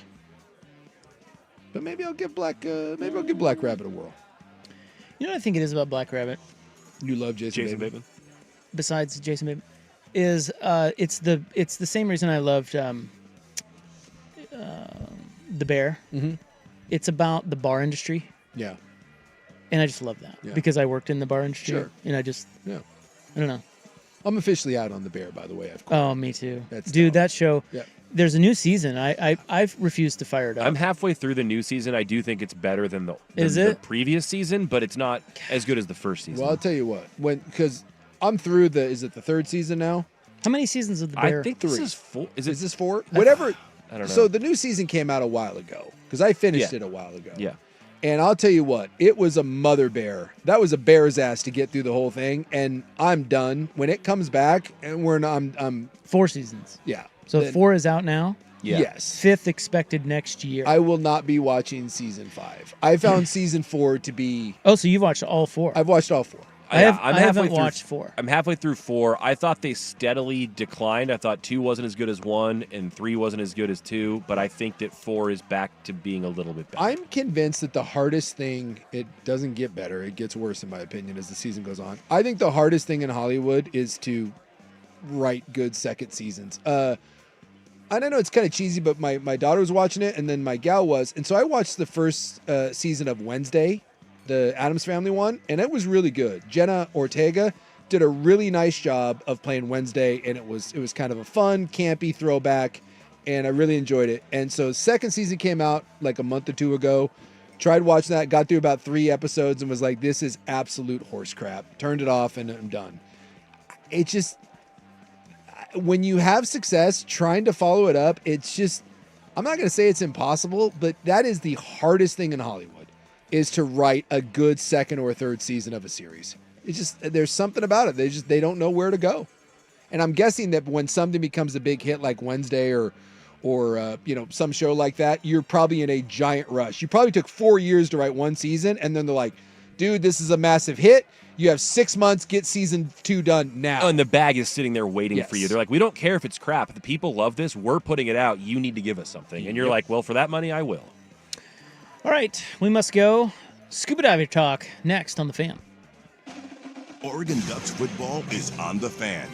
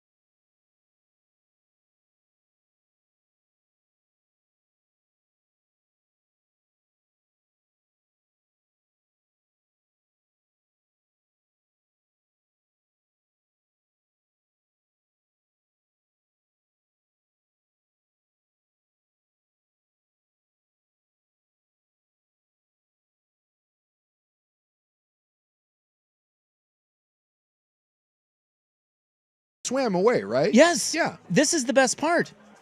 Is there a better way to escape than deep water? Well, but as long as you have as long as it's not like a pond, Yeah. Like the situation would have to be right, but think about it. Depending on your gear. Yeah. So first of all, they have there's no skin showing at all. He's in you can't tell who that is. Yeah. You can't even tell if it's a male or female. No. You're completely hidden. There's no trail. Like when you go back into the water with your stolen accoutrement, there's no trail like in the woods. There's no footprints. Yeah. You just go underwater. You can go any direction without a trace. But you are... It's great. You are in scuba gear. How far can you swim? Couldn't the police just get a boat? I mean, I'm assuming that a boat had to pick him up. Because what I thought about is there's an island cafe that's open during the summer, and then it's probably still open. Then they close it down pretty quick here. You ever been to that one at Jansen Beach? Jansen Beach? No. Yeah. So right over by kind of Jansen Beach, there's this little place. It's called the Island Cafe. And if you have a boat or whatever, you can boat up to it, and it's a popular little summertime restaurant, right? And it's right there on the water. You can stand up paddleboard to it, you can drive up to it, you can boat up to it. It's a whole thing, and it's a cool little spot. That was what I was thinking. Is you could totally scuba in there, pop up on the dock, rob the place, dive back in the water, and then you'd be back in the Columbia. I mean, I don't know where you would go from there. Like, how far can you scuba in the Columbia River? But if you could scuba away for quite some distance, I'm assuming a boat could come pick you up, or. Well, yeah. I don't know. You'd have to plan where your exit point. Yeah. But that would be very hard to police. How do you? Or could the boat just kind of circle around until your little scuba head pops up? I don't know. You mean the police boat? Yeah, the police boat. Because there is a police boat there, like you see it, like when. Well, but you're not popping up for a while. Like, how long can you stay under? I know nothing of scuba. I don't think so that long. Hour or two. Well, that's a long time. Like, if it's an hour or two, you can move for the hour. Or two. I want to say those tanks are like 30 minutes each, so I think you kind of top out at an hour-long dive unless you've got some super elite gear. Okay, you can do like 2 tanks at once. So do you then, like, I don't know. It would seem to me that it would take a lot of resources. Yeah. To have your eye on every exit point, it depends on the waterway. Yeah. Like at Disney, I don't know what this looks like, but I would imagine there are lots of ways he could swim out of there. Sure. As opposed to just a small pond where you could just keep an eye on the pond. He's got to come out of the pond. Yeah. I'm saying like Columbia. I mean, what are you monitoring the whole coastline on both sides, or I mean the shoreline? Yeah, I'm interested. Like with the current and everything, if you're a scuba dude, could you? Because Buck's right. So 45 to 60 minutes on a tank of one tank. Okay. On one tank. Could you have another tank under there? I suppose you could do the double tanks on your back, right? Like you see those where you have. Okay, two. now we have 2 hours. How far could you scuba under, like from the, and like that Island Cafe? You're walking away with like what, maybe $2,000 worth of. I think this guy got away with tens of thousands. Tens of thousands. I think they said Disney that. restaurant. I'm trying to that's the only thing I can think of is that's the only restaurant that I really know of that's on the water that you could dive directly in around here is that little Island Cafe. So let's say you walked away with $5,000 and then you just, you put it in a little waterproof bag and scuba away. Put your little flippies on and head on out for a swim. There used to be that restaurant, I think it was a Stanford's maybe, down on the water on the Willamette there downtown. I forget. Now it just sits there empty forever. But I think it was a Chart House or something. But yeah, there's some stuff along the waterfront. Vancouver's got a new nice waterfront. You could rob like Dos Salas and then scuba your ass over there, jump in the Columbia. That's a high-end place. Yeah, you could. Yeah. All right. See what I mean? Great. We're getting some people some ideas. I don't know. Just saying. You're like, hey, everyone, hold on. I got to put on my little flippy floppies. I got to put on my flippers while I dive in. It goes drip, drip. Tell you what. Drip. Depending on the setting. Not a bad idea, right? You got to be careful. Like you could be subjected to the scuba scoundrel. And now, dude, this guy's in right here. Stash tanks every 45 minutes away. Yes. And now you're just swimming for you're hours. Stashing tanks. Put them along the way. Dude, you're popping up in freaking Victoria, BC. This guy says, I worked at the Island Cafe for 4 seasons. You could totally have that happen here. See? There's a man from the Island Cafe. So if you're looking to rob a local small business and screw him over, there you go. Man. It's already been addressed. It was only a matter of time. That story is... The scuba scoundrel. That story is next. Here's Buck. This is a Rivalry Week edition of Primetime with Isaac and Suk, brought to you by Roto-Rooter. Now, from the George McCoy at Warren Allen Sports Desk, a Sports Center update on the Fan Sports Network, 105.1 FM and 1080 AM. Ryan Buckley with this Sports Center update. First on the Fan, Week 3 of the NFL kicking off tonight in Buffalo. The Bills hosting the Dolphins. Buffalo looking to remain undefeated while the Dolphins hunt their first win. Dolphins got on the board first with an Ollie Gordon touchdown. Then it was 2 touchdown passes from Josh Allen to his tight ends, one to Dalton Kincaid, one to Dawson Knox. Now Tua Tagovailoa has found Jalen Waddle for a touchdown. It is 14-14 late in the second quarter. In baseball, the Mariners win today in Kansas City. They beat the Royals 2-0 to move back into a tie for first with the Astros, who were idle. Luis Castillo allowed just 3 hits over 6 innings of work. The M's getting RBI doubles from Jorge Polanco and J.P. Crawford. The M's and Astros, a big series on deck. That starts Friday in Houston. It's a 3-game set. And in the National League, the Dodgers starter Clayton Kershaw has announced that he will retire at the end of the season. That means Friday will be his final regular season start at Dodger Stadium when they take on the Giants. Meanwhile, Giants starter Justin Verlander says that he's not hanging it up. He wants to come back and pitch again in 2026. More sports scores and stories in 30 minutes. Ryan Buckley at the George McCoy at Warren Allen Sports Desk. Hurt and missing work. Insurance companies acting like jerks. Don't call your mom. Call George McCoy. He's at warrenallen.com. The Fan is live on YouTube and Twitch. And now Window Nation brings you on-demand videos. Watch Window Nation's Window into the Fan. Right now, get 50% off all window styles plus 0 down, 0 payments, and 0 interest for 2 years. Hurry, sale ends September 30th. Trust Window Nation. Schedule your free estimate now at 866-90NATION or visit windownation.com. License number OR 249065. Hey, it's Suk, and for many of us, it's happening. Your hair is thinning, the crown's disappearing, maybe hair loss has you feeling like your identity is lost altogether. Well, I've got good news. It's an incredible yet simple one-day treatment that starts regrowing your own natural hair the very next day, and it's guaranteed to grow for life. It's the Advanced FUE from Advanced Hair. We've all seen the pills and lotions that come with monthly subscriptions. They help you retain what you have, but what if you want your own natural hair permanently in specific areas? From Advanced Hair's state-of-the-art facilities to their world-class physicians, it's not maybe your hair is going to regrow, it's guaranteed.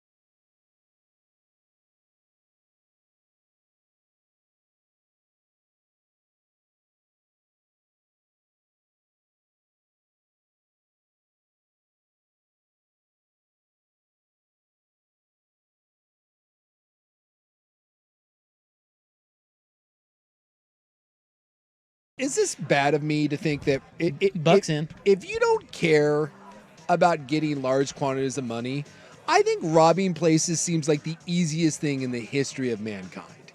To get away with? You mean you can do the act, but do you mean get away with it? Get away with it. So if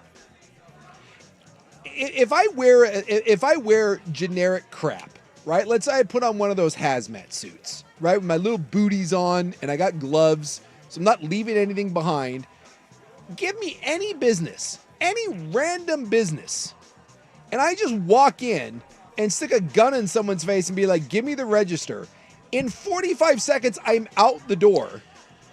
Like, as long as you just shut your mouth, like, how do you, or the off chance that there is a cop literally like right outside, I feel like that is like the easiest thing to get. Like, no one's giving you any pushback.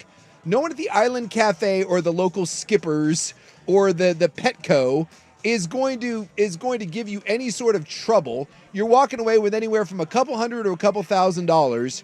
And so obviously the thing is, it's like, it's not worth it, but I feel like you could get away with that for an extended period of time. You're saying, but you'll eventually get caught?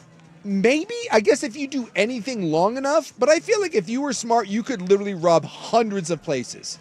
If you didn't have a pattern, and it's like you didn't rob, there was no pattern to it, and it was just random. You're like, hey, I'm picking one place in Hillsborough, and tomorrow I'm picking a place out in Happy, and you just did that. Isn't the problem that people that do that aren't smart? Exactly. Smart people aren't going to go that route to get their money. And they're dum-dums.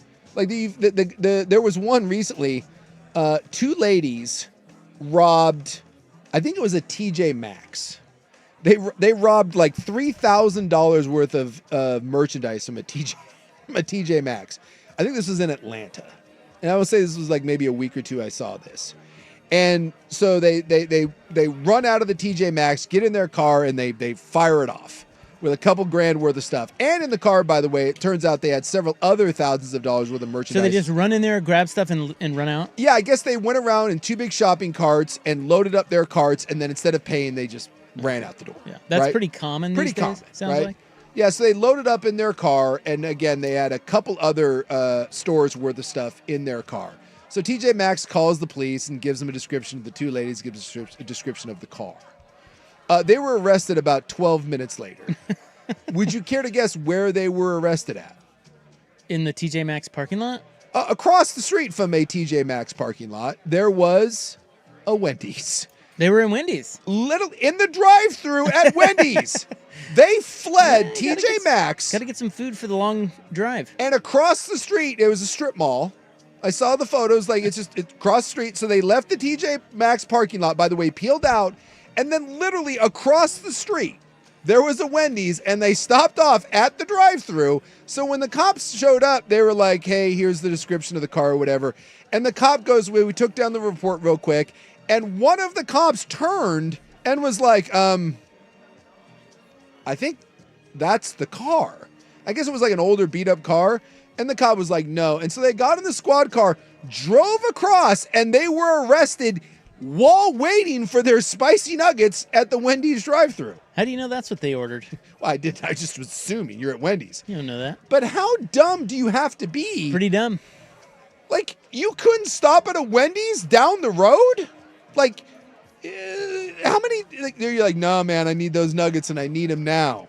That's how dumb people get caught. Yeah, that's true. I mean, I don't even know what to say to that. That's shockingly dumb. Yes, but I think the car is a problem. Like, if you're trying to get away with something, a lot of cameras. The car's a problem. Yeah, because what are you gonna do? Just you can't have wherever you ditch the car, there's your DNA. Like that's the problem. That's a trail. This is why the scuba guys got it. It's right. It's really good. The water. Yeah, you're right. Yeah, it's like your hands have gloves on. Like, it's perfect. Well, that's why I said you go with like the hat. You got to be detailed. You got to go with the hazmat. So you need a getaway car that's not yours. Yeah. But then you got to count on that person being. Then how hard is it to steal a car? You just steal a new crappy car every time and then ditch your car. That's another charge. Yeah, but again, it's not hard to steal a car. But it doesn't solve a problem. No. Might as well just use your own car. Yeah. save you a charge. Yeah, but with your own car, see, then they can try, like, because now everyone does have, like, everyone has Ring cameras or whatever, so they're going to see your car, and at least then they're going to know, okay, the burglar bandit here or whatever, he drives an 88, Plymouth, whatever, because that's the same car. But if as long as you had a different random car, you could get away with it. But again, there's a lot of hoops to jump through, and no one smart is going to do this. But I'm convinced that if you as an intelligent person wanted to, I feel like you could go on a 5-year crime spree. I don't think I could. And you would never get caught. I don't think I could. I think you could. You just don't stop at Wendy's. Don't stop at Wendy's. By the way, I would give anything if the body camera footage of that eventually comes out. Because I want to see the cops walking up to the window at the drive-thru and knocking on and being like, "Can we, ma'am, you roll this down, ma'am? Were you at the TJ Maxx?" And she's like, "What are you talking about? I see all the merchandise there in the back seat." No, I paid. It wasn't me. I paid for all that, and I'd like to believe that they got their food. Isn't the key to that you rob small enough items or a small enough amount of money that there really isn't an investigation? Yeah. So then, because they're gonna be like, we can't waste resources on this. I think a lot of businesses, unfortunately, this sucks, but I think a lot of businesses have to eat stuff like that, right? Yeah. Okay, so now you can't have a pattern though, because if there's too many of them, they're gonna be like, hey, we've got a serial bandit. It's got to be random. So therein lies your. I think you could get your away with genius would be how many different. Yeah, you got to rob you're robbing a Petco one week, and the next week you're robbing you got to jump around. Can be no rhyme or reason to why you're doing it. I don't know. I don't think I could do it. We'll wrap it up next on The Fan. Dirt and Sprague. Dirt and Sprague. I'm Dirt. I don't know.